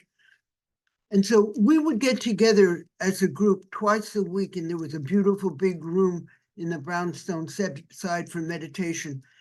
And what we would do is we would sit in total silence, internally saying our zikr in remembrance. And after the first hour, they would play ghazals by Hafiz and Rumi on Persian instruments. So this couldn't be more perfect preparation for life with Mayor Baba. And it got to the point, I mean, I became familiar with a lot of things that was very useful, but I kept getting the message that it was, my time there was over, and I started having dreams about that I was dying in this garden because I wasn't getting nourished. And I didn't have trouble leaving the order. I didn't have trouble giving up my duties. I did that. But the reason I hesitated about leaving the master was that the only thing that had sort of rung my bell as my path in this life was Sufism. And the fact that he was considered a Katub and I was leaving him kind of left me with the fear that maybe I was jumping off a cliff into this never ending abyss. And I just didn't feel strong enough to do that. So I was going back and forth, back and forth. It was killing me between, yes, I have to leave, and no, you can't leave. What if you're being tested? Because I had read so many teaching stories about how the disciple should never judge the master because you cannot know the master's consciousness. And what had happened was that I was privy to certain information about the master and somebody that I had introduced him to that kind of meant that he wasn't my high ideal anymore. I knew that I didn't know what his behavior really meant, but I knew that what it meant for me was that I needed to be elsewhere because he was off the pedestal. And yet, every time I would say, right, I have to go, my mind would say, what if you're being tested? Are you willing to jump into the abyss? And I couldn't make a decision. I could not make a decision. It really was, it was the most torturous thing. And the Khomeini had taken over at that time. So the Sufis had to flee Iran. It was dangerous, you know. Sufis had been killed, like Halaj, for saying, I am the truth. So the Sufis, you know, were not welcomed by the Orthodox Islamic world. And this master had taken up residence in London, but he would periodically come and visit the Sufi houses in the United States and England and other places. And so when I gave up my duties and things like that, my husband and my marriage started to fall apart because we had issues that I'm not going to go into, but it was the glue of our marriage. And once I was severing that, the marriage really was dissolving. So my husband went to visit the master in London to discuss the divorce and stuff. And as soon as he left, two things came to mind very clearly. I needed to get a reading and I needed to get a massage. I needed to get a reading because I couldn't see the forest for the trees. I had no idea what was going on. And yet everything was changing. And I needed to get a massage because I was so stressed. I felt like a bowstring about to snap. Now, one thing about the readings was because I did not misuse this, I hardly ever got a reading. I felt like I got incredible help from people who were very gifted and really in a few words could reframe my understanding entirely. So my husband leaves, and as soon as I decide I'm going to have a reading, I'm in Boston. I look down and there is a sandwich board on the sidewalk, psychic fair today. right in front of the John Hancock building. So I go in, and there are all these psychics sitting in the front room, and I'm kind of vibing like who I should talk to. And I picked this woman that turned out to be so wonderful, so wonderful. It's a beautiful lady who lived in a little log cabin in the woods in Maine. Long hair, no makeup, and just so kind. She said I could always call her and stuff. And the only reason I mentioned the makeup, I have nothing against makeup, but there was another lady psychic in the front, and she had to be her high hairdo, and she had these long painted nails and lipstick. And there was such a contrast. It just struck me as funny. Anyway, uh, so I sit down with her and I tell her I'm in the Sufi order and I'm very confused about whether to stay or to leave. And that the indecision back and forth, I'm really suffering terribly from this dilemma. So she looks at me and does whatever she does, and she says, well, you know, with you, it's very interesting. It doesn't matter. And I'm thinking, wow, that's helpful. But then she goes on to explain, she says, the reason it doesn't matter is that you're on the spiritual path, and you are on the spiritual path. And I understood in 1 minute, it was not Sufism or die. It was a life where everything was grist for the mill. And I could not make a mistake. And I could follow my guidance and nothing terrible was going to happen. And then I mentioned, so you see in like 2 sentences, everything shifted and it was really profound. And I told her I was getting divorced, and she just said very simply, you both have a lot to learn about relationships. You know, and it was so true that from that moment on, I never said one word of blame. I completely stopped that whole thing. And then it came to, okay, now my physical body is so stressed emotionally, all that, I need to get a massage. This is 1984. And I don't even know anybody who has a gym membership, never mind how to find a massage therapist.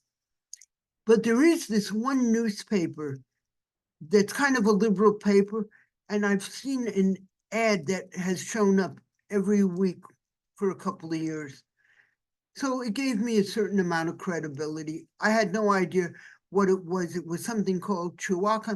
But anyway, I called this guy up, make an appointment, and he actually lives around the corner from where the Sufi house is.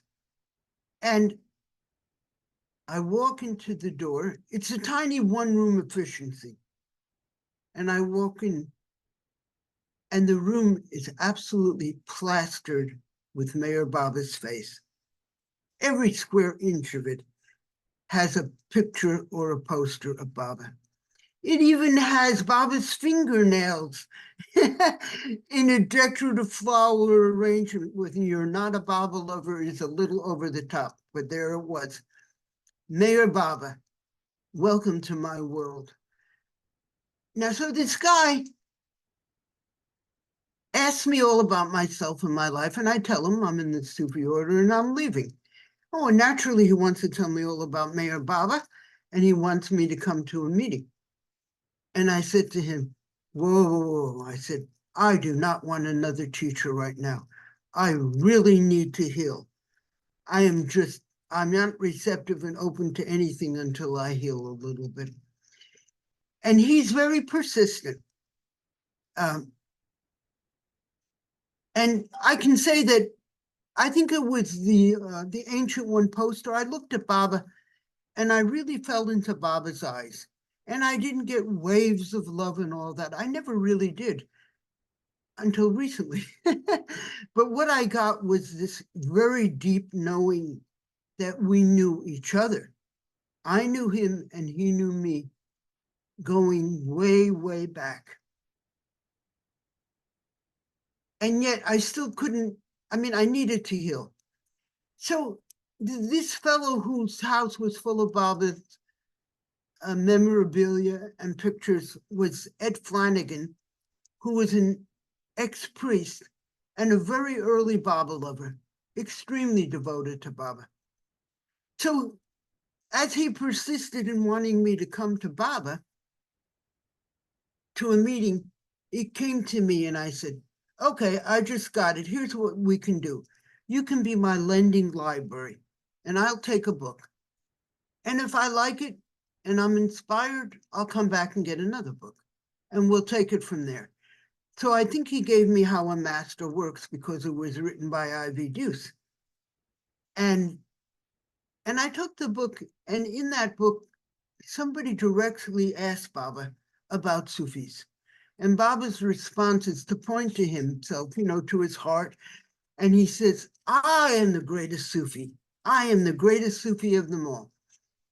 At which I had a good laugh thinking, oh, I've left Sufism to come to the greatest Sufi of them all, only to realize later that Baba was the greatest everything.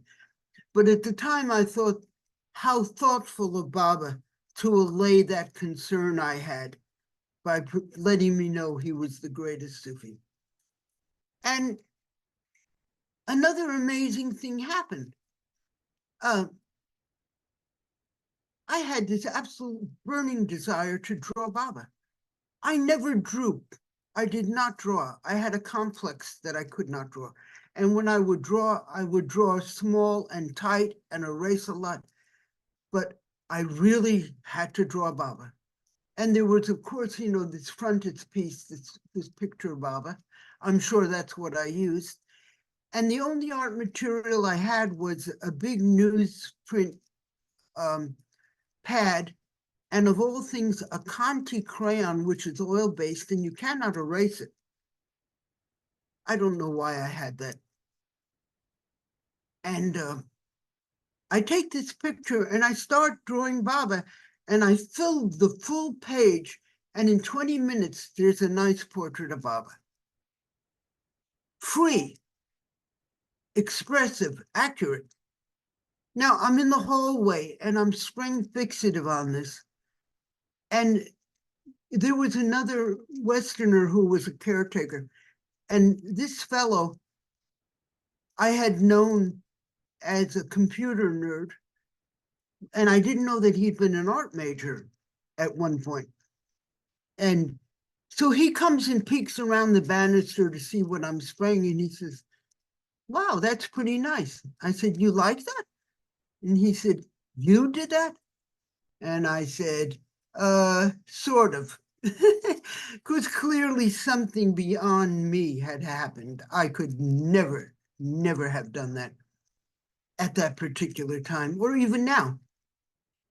And so Baba was communicating to me in ways that were particularly meaningful for me, as he later has made so clear how he deals with everyone completely uniquely with their individual sanskaras.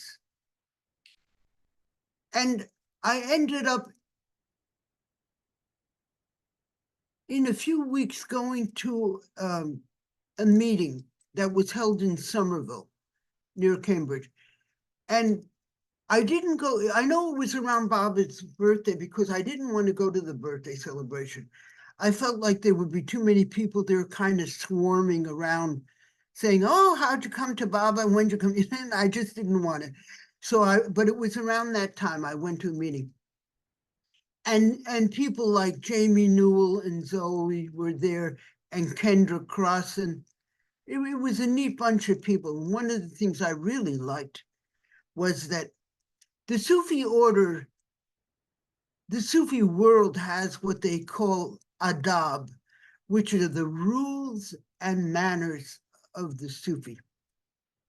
And there were a lot of, rules. The Sufi should, the Sufi ought to, and they were all very good and very high ideals. But one of my problems in the group, again with my energy sensitivity, was that people were acting in ways that conformed to the rules of the Hanukkah, which was what they were supposed to do. But the message I was getting was not that that was how they felt. And it was like kind of crazy making for me that I was supposed to respond to this other part of them. And when I got to the Baba meeting, it was so natural and relaxed. It was like somebody had opened the window for me and the fresh air came in. And I'm not criticizing it at all, you know, what the Sufis did. I'm just saying my time with that experience was over. And I really appreciated that Baba wanted to be natural. And it was very healing for me. And one of the things that really dramatically affected me too was that they had Baba Sadra in a nice wooden glass case. And at the end of the meeting, I believe it was Zoe says to me, would you like to take home the Sadra for a month? And my jaw dropped and I said, are you serious? She had just met me. And I knew how sacred this was. She said, yeah. She said, would you like to take it? So I got to live with Baba Sadra for a month. And the kind of trust that was exhibited was so impressive and touching to my heart. It led to some false thinking on my part, which I will share briefly out of order, that everybody who loved Baba was manifesting a pure ray of his love and sunshine. And when I moved to Myrtle Beach, that was my first lesson, that Baba lovers are not Mayor Baba realized yet. And that Mayor Baba is complete and perfect, and then the rest of us are works in progress. So anyway, I started going to the meetings, and I had graduated massage school. I had found an amazing job right out of school, which in a town like Boston that has many healers was pretty remarkable. I got hired as the massage therapist at the Women's Executive Health Club in the Boston YWCA. And my interview was to give the woman a massage. So I gave her a massage, and halfway through it, she opened her eyes and she said, you're hired, don't stop. And this was a really wonderful thing. And the only reason I tell you about it is I decided to move to Myrtle Beach within a year. And I was giving up the best job I ever had in my life, making good money, doing something I loved, helping people. And it was like Baba saying, okay, time to move to Myrtle Beach. I didn't know I was jumping into the fire. And I was just off on this lark. Baba and I are going to have an adventure. But it didn't turn out to be the adventure I thought it would be. I found somebody who would go with me, that he wanted to move to Myrtle Beach. So we hired a big van, and I did leave everything just like that, you know, because I was excited. And halfway into the trip, it dawned on me what I had done. I hadn't really grokked it, so to speak. And I was like a crazy person all of a sudden. I think, I can't believe what I just did. You know, blah, blah, blah, blah. And that poor guy. And I get to Myrtle Beach, and nothing is working out in terms of finding a car, although I had the money. I couldn't find a job, although I had the credentials, and I couldn't find a place to live. And poor, you know, Jeff saw that I was so sincere. I actually got my stay extended until some of these things started to fall into place. And Baba was showing me what life with him was like. I mean, it was really interesting. One of the first things that I got was I was a beautiful confirmation. I was in the refectory, and I picked up an awakener. I didn't know anything about the awakener or anything. And I went right to an article by Phyllis Frederick. And this was the time when manifestation was such a big thing. And New Age people were constantly equating manifestation with spirituality. And it really didn't sit right with me. I couldn't tell you why, but I knew it wasn't for me and that it was not what my spirituality was about somehow. So what Phyllis says in this article was that the reason manifestation doesn't work for Bible lovers is because it's all about acquiring so much stuff, different kinds of stuff, and Baba has come to take it all away. And it was like, bingo. and and and that was like really kind of wonderful. And eventually, I mean, there were always hard lessons, I mean, and great learning. One day a Baba lover came up to me and he said, would you like my massage practice? And I said, excuse me? Every door had been so closed. And he says, yeah, I'm going to India and I'm moving. Would you like my massage practice? I said, yes. So he was working at a place no longer in existence that was the Holistic Health Center in Myrtle Beach. He was the massage therapist. And he said that he would take me down there and introduce me to the chiropractor who had started this group. And he just didn't do it. He already had a plane ticket for India and the time was running out. And I would mention it to him when I saw him and he'd say yes, but he wouldn't do it. So one day I actually got in the car and I drove down to the center and I introduced myself. And David came over and this chiropractor, and David had not mentioned a word to this chiropractor. And so in the middle of a public lobby, he presents me to, and I'm leaving, and this is the woman who's going to take over. And it was disrespectful to me and to him. And he really blindsided this owner who was trying to be gracious, but really did not appreciate the way it was handled. And I got the runoff from that. It was like a setup. People didn't like it, and somehow it was my fault. Well, I was a victim too, but nobody knew that. And and more tests and more challenges. And one day the secretary comes up to me and she says, I'd like to schedule my free massage. And I said, excuse me, free massage? She goes, yeah, he always gave us free massages.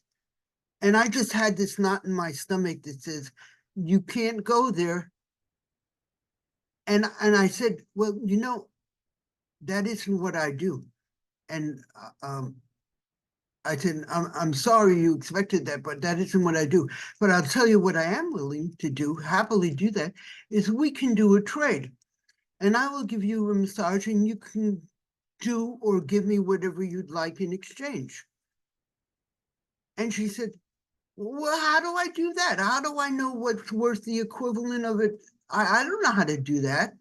I said, it has nothing to do with the value monetarily. Just do something that it would please you to do and that you'd feel good about and you think, I might like it and it'll be fine. I guarantee it. So she's really like a country gal, a Southern country gal, very unsophisticated, nice woman, but she's never had to think like this or do anything like this. So she comes back with this simple, kind of tacky little key fob, but it has so much heart in it. I can just feel how every little cross stitch was done with such care. And I told her how much I loved it and how perfect it was. And we became good friends. And I did give her regular massages and stuff.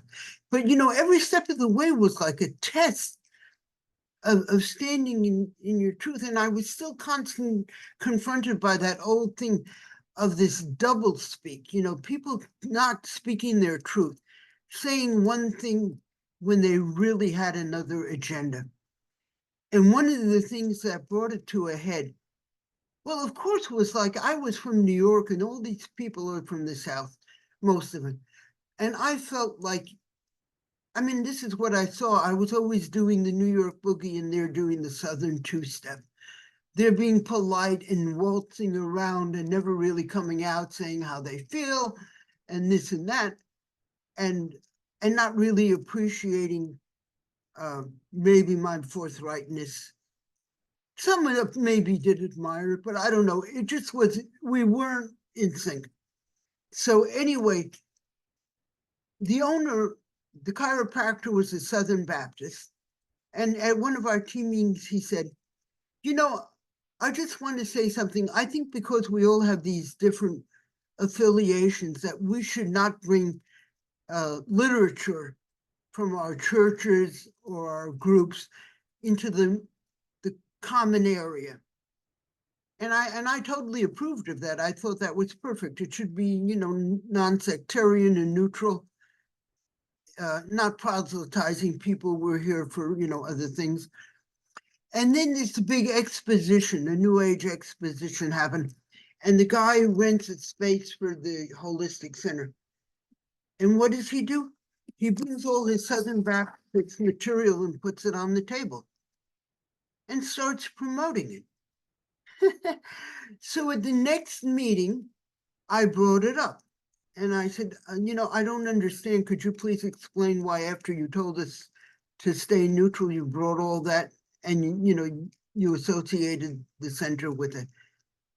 And he's really angry that he's being asked to account for that, number one.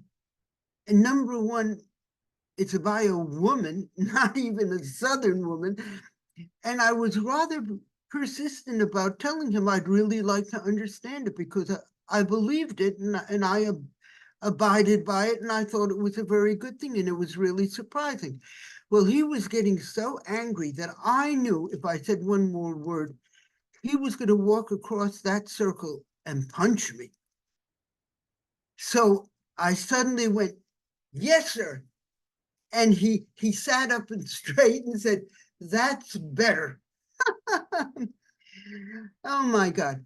Now I'll tell you why I say this was such a shock, because when he hired me to come in as one of the therapists, he said all the right things.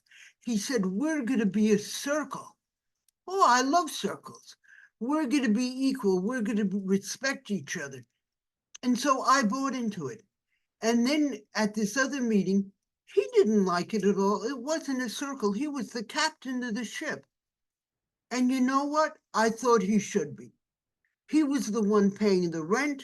He had the responsibility, the liability. But he was pretending he wasn't, yet he had more votes than anybody else. Anyway, the meeting ended. I go into the court where everyone's having coffee, and this one woman says to me, oh, that was so unbelievable. I so support everything you said. And I looked at her and I said, are you serious? Why did you leave me hanging out to dry? Nobody said a word. And she just couldn't do it. Oh, you get to be my age and you've seen so much, blah, blah, blah. Anyway, the massage world was not so different from the straight world in many ways. People are people, I discovered. But I was actually the highest financial earner of the therapists there. And I really thought about, well, after this dream that I'll tell you about, what was important to me about my job. And I concluded my clients, my practice. So I decided I was not going to confront this guy anymore. He was the captain and he could set whatever rules he wanted. I was going to focus on my people. But before, how I arrived at that was that after that volatile meeting, I could have easily quit right then and there because I can be impulsive like that. But some wiser part of me said, no, go stay on the center for the weekend. And I booked a room in the guest house. So it was wonderful. I got to stay in Mara's room on her bed. And I had a dream that night. And in the dream, I saw this, I don't know whether it was a pyramid or a triangle, but you know, it was that shape. And that voice that shows up said to me, now this is the situation. He is at the top, and you and the other therapists are at the bottom. This is the reality. Can you live with it? And I said, yeah. And that's when I asked myself, what's important to me? And I concluded my practice was so I could live with it. So I went in and I said to him, you know, this really is your center. And I am going to not cause you any more problems. So just know that, you know, whatever you decide is fine. And we were very okay for the rest of my time there. I mean, I participated in team meetings, but, you know, I just didn't make him accountable where he couldn't be. And when I Rosa, left, when I went to the, when I left Myrtle Beach, actually, he gave me a wonderful letter of recommendation, really high praise. And as he handed it to me, he said, you know, I can't say I've always liked you, but I definitely have respected you. And I thought, I'll take that. That's good. so Rosa, time is coming close. Time is coming close to I it's can't almost hear the it. time. The time? Yeah, time is coming close to the next Zoom. So If I'm am I getting close to when somebody's coming on? Yeah, well, actually, we are going to host the next Zoom, which is Mara's book, reading Mara's book. So first of all, Okay, I'm I very thought it was wait, 2 o'clock. Sorry. Okay, so wait, wait, do I wait. have a few minutes to summarize? Yeah. No, don't summarize because I think you should go on in another Zoom. Your How much? stories. I think you should go on into a next Zoom, another Zoom. Okay, well, let me continue and you interrupt and let me know when I have to. No. I don't want to interrupt. No, Rosa, I I don't want won't to. know. I won't know when to stop, Michal. No, so wait. You have got to a point where it's one end of one story. It's an end of one story. Yeah. Can you hear me? Yeah, Yeah. yeah. So it's a good. Where I'm in Myrtle Beach. That's Yeah, true. when you're in Myrtle Beach and you're leaving this current work that you're doing, the massage work, and you're getting this great appreciation and going through accepting this person as head of the institution. And I think it's a good point to stop. And also after your dream with Mara, which was so profound, leading you into this acceptance, okay, when you were sleeping in her bed. So why don't you Wait. take I want to point out one thing. Why I was veiled about not recognizing Baba with the card. You see, the minute I left the Sufi order, the minute I left the Persian master, I feel like I had finished my Sufi group affiliation for this lifetime. And Baba was standing at the door and he lassoed me right into that. And that's why I had all that work to do to be free of those sanskaras, finished with that. And Baba brought me right to him. I mean, it was like in the next breath he did that. So that's okay, another. so Go this ahead. this is a great story by itself. It's like two chapters, and I already said before that maybe you should have two Zooms because your story is really full and you went really deeply and beautifully into it. So we got the first part, and now it's like a second part where you Yeah, enter into your Baba life, into that's your full fine. I Baba think life. that makes great sense. Okay, so You know, I'm running out of steam. I'm yeah, not don't used to run out of talking steam. about my. Don't run out of steam. You are full of energy. But this will give us a chance, a few minutes to just react to what you told us until now. So Okay. if it's okay with you, is it No, okay? no, it feels perfect. Absolutely. So that means that you will be obligated to give another Zoom. It'll be my pleasure, dear, not an obligation. Yes, and in this Zoom, in this Zoom, you will tell us now the whole Baba story and how you got to this day, okay? I'll do my best, yes. This is perfect. So, You know, I, of course, asked Baba to be in charge all the time. And I knew however it turned out, it would be perfect. So so if you're I his may, mouthpiece. You're his no, mouthpiece.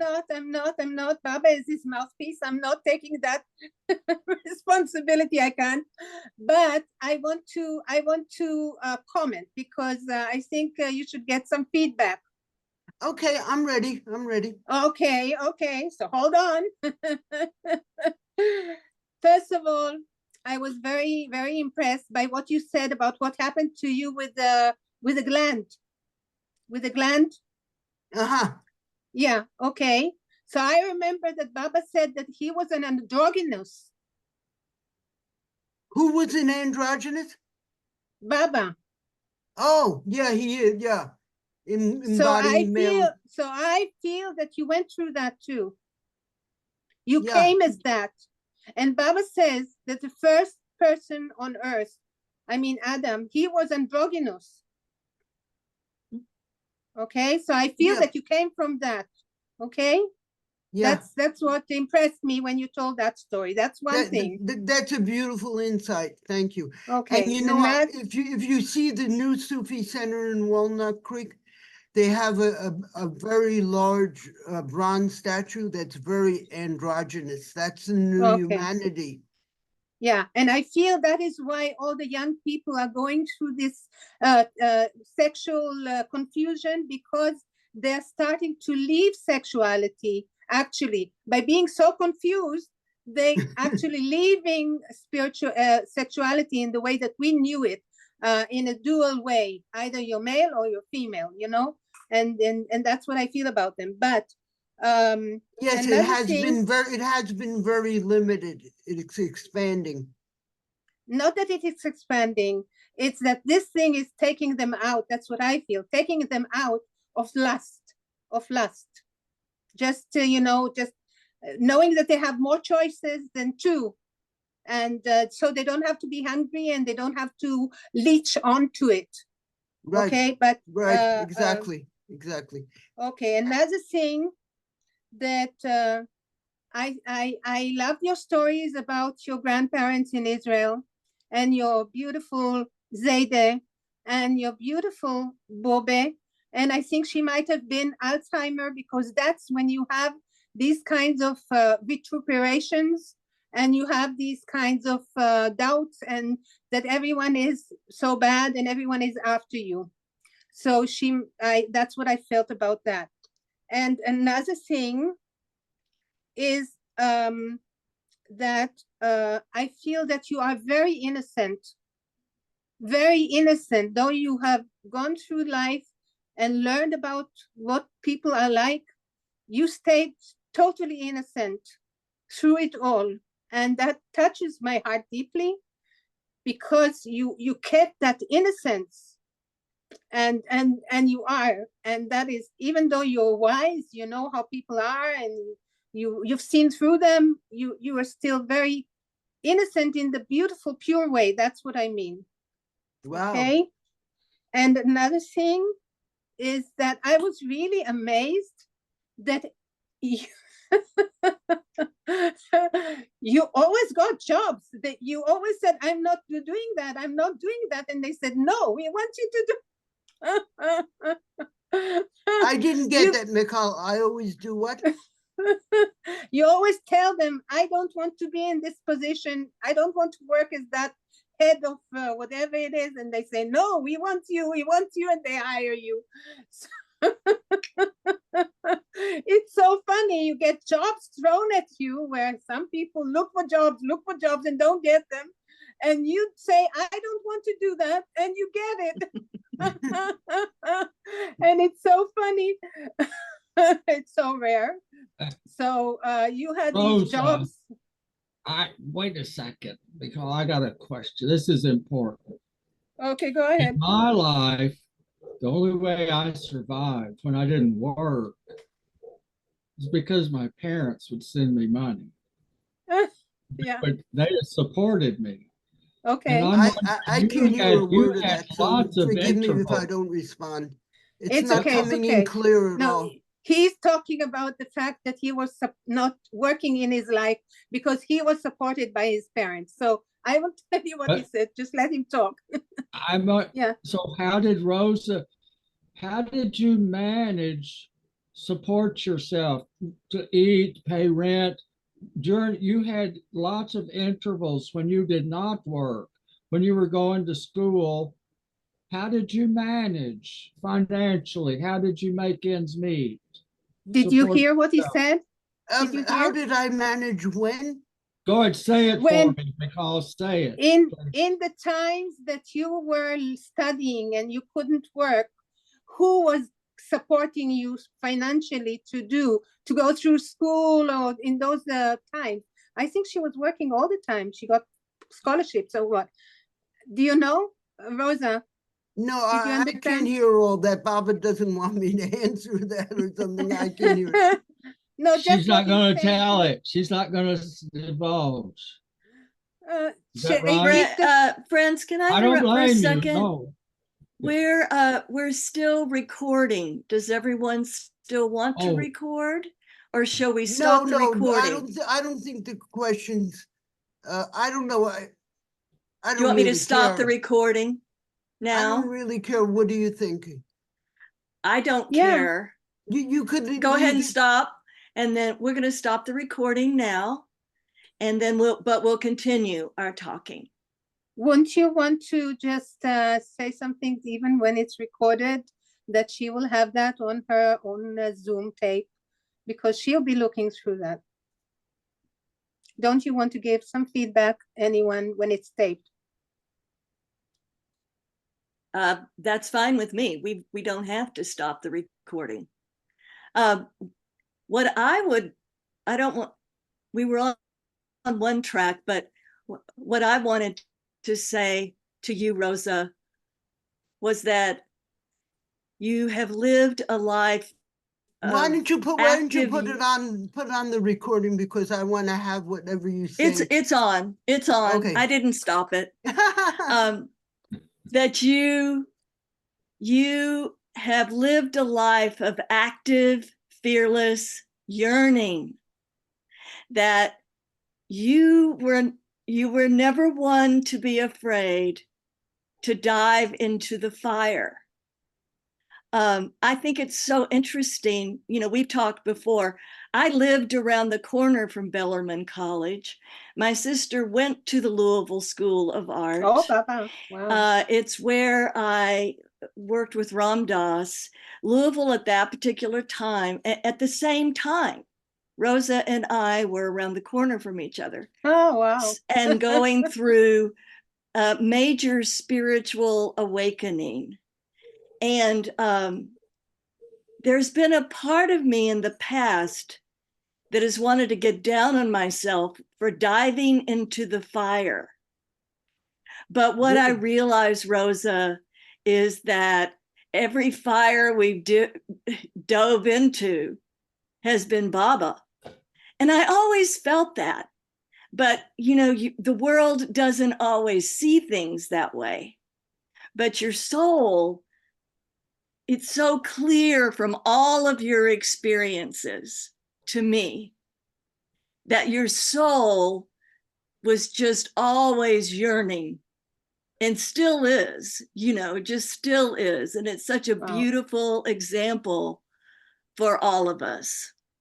You know, I want to share that the person who told me I had come into this life with a hormone imbalance as a misuse of creative energy, he also said that generally people pick one or two areas of life that they focus on. I forget the term, but you know, maybe like communication or relationships or this and that. He said, you picked 5. And that gives you the tenor of this passion. It's like, oh, I want to get on with it. I want to go for the whole enchilada. It's true.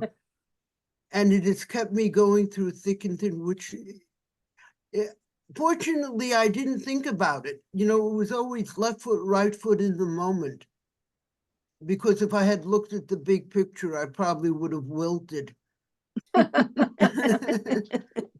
But thank you for that. Yeah.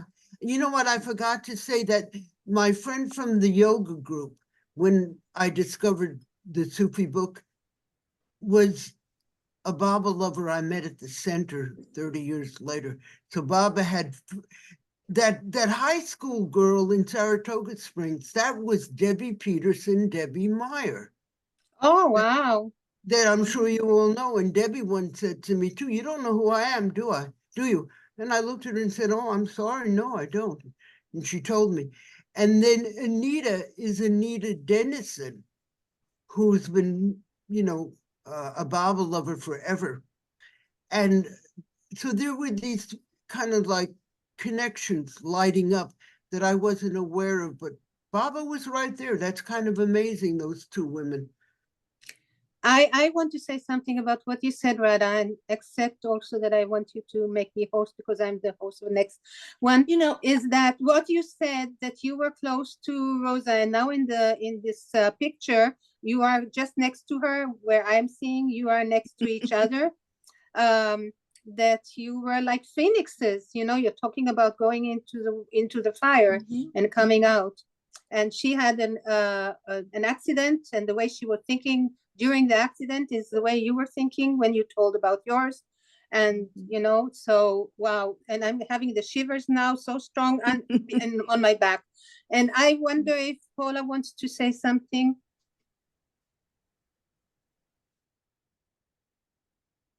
No, it's just a remarkable, it's like watching a movie and going all of it with you. And it's just remarkable. And I'm anxious to hear the Baba story. Yeah, me too. I'm really You're, happy about how it's arranged, that it can have Yeah. its due. Yeah, next Zoom will be also on Monday, I hope, because at the same time. So Gail, you want to say something? I am staying tuned. I'm riveted. Thank you, Rosa. I've enjoyed and will think about what you've said and eagerly anticipate your next session. Thank you, sweetheart. yes, and Rosa would appreciate hearing your story, Gail, and I doubt if she has. Yeah, and Ralph, Gail has a very unique and interesting story as well. Yeah, true. And Ralph, you should know, Rosa, you should know that I asked you to for this Zoom because Ralph asked for it. He was the one who was insistent. So Ralph, you want to say something? What, Rosa, you are a great talker. You have a very I was trying to figure out, why am I listening on? This is dragging on these stories. And I said, but she's got me spellbound. And I said, what is this? She's a great story. She's a great talker. There's something special. We liked it. Yeah. And there was a lot. It's jam-packed. You went through so much. Amazes me, with all of your contact with Sufism, you never ran into the reoriented Baba's Sufi, nor it doesn't seem. Can you hear me, Rosa? She will hear you. She will hear you on the record. So don't worry. Just keep talking. It amazes me you did not, with all the contact you had with the different, I'm not going to say oddball, but they didn't speak English. They were from Israel. They were from Iran. Was it Iran? And they levitated. I'd have run out of there, man. I'd have been Rosa, it was a I mean, pleasure. it astounds me that you never ran into it. Was Baba wanted those contacts. I think Baba was through you. Baba was, because you've always been Baba's, I feel. But that was that you didn't ever meet or get to hear of Inayat Khan, who was a real master. I mean, he was a godly soul. You know that. You've read his things. You know, yeah. Eva, you wanted to say something? It was a pleasure listening to you, Rosa. I thank you so much for making the time to share your story with us. I wish we had more time. Stay So, tuned. She's gonna come back. I She's can't coming wait. back. I Yeah. can't she's not wait. going away. She's not going away. Diana, were you here? You want to say anything?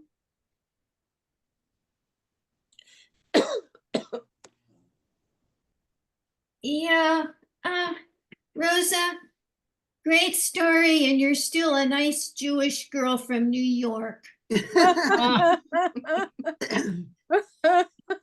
Oh, I wanted to mention about Buddha, about your seeing yourself as Buddha so many times.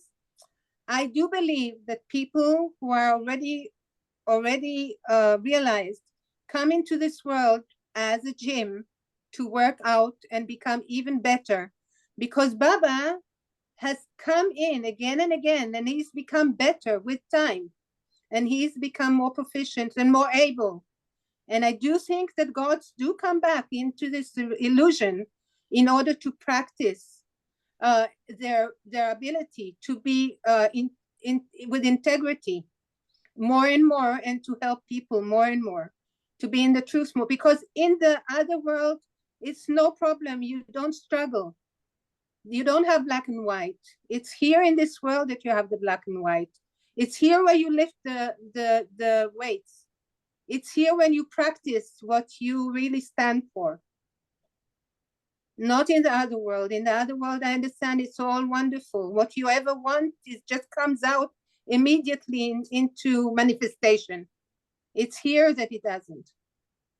So maybe you came to practice. You know, as we move into the fifth dimension, reality will be entirely different. We will I think so.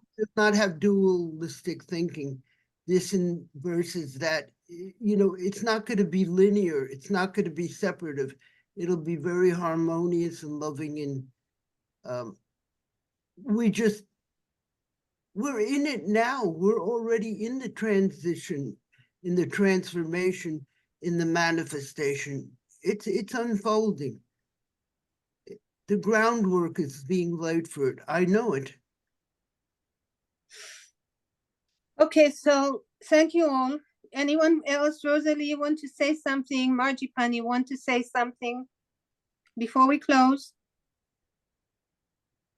I want to thank everybody for being here and sharing this, and I look forward to adventure 2 next time, and hope you'll join. We And look forward. thank you for all your love and support. Thank you for opening up that story to us. Wow.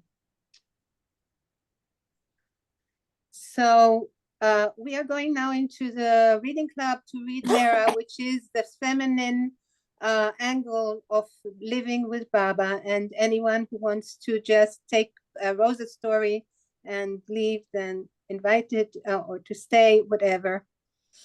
And Mikhail, I'm going to stop the recording now. Yes, after we all say Avatar Meher Baba Ki Jai.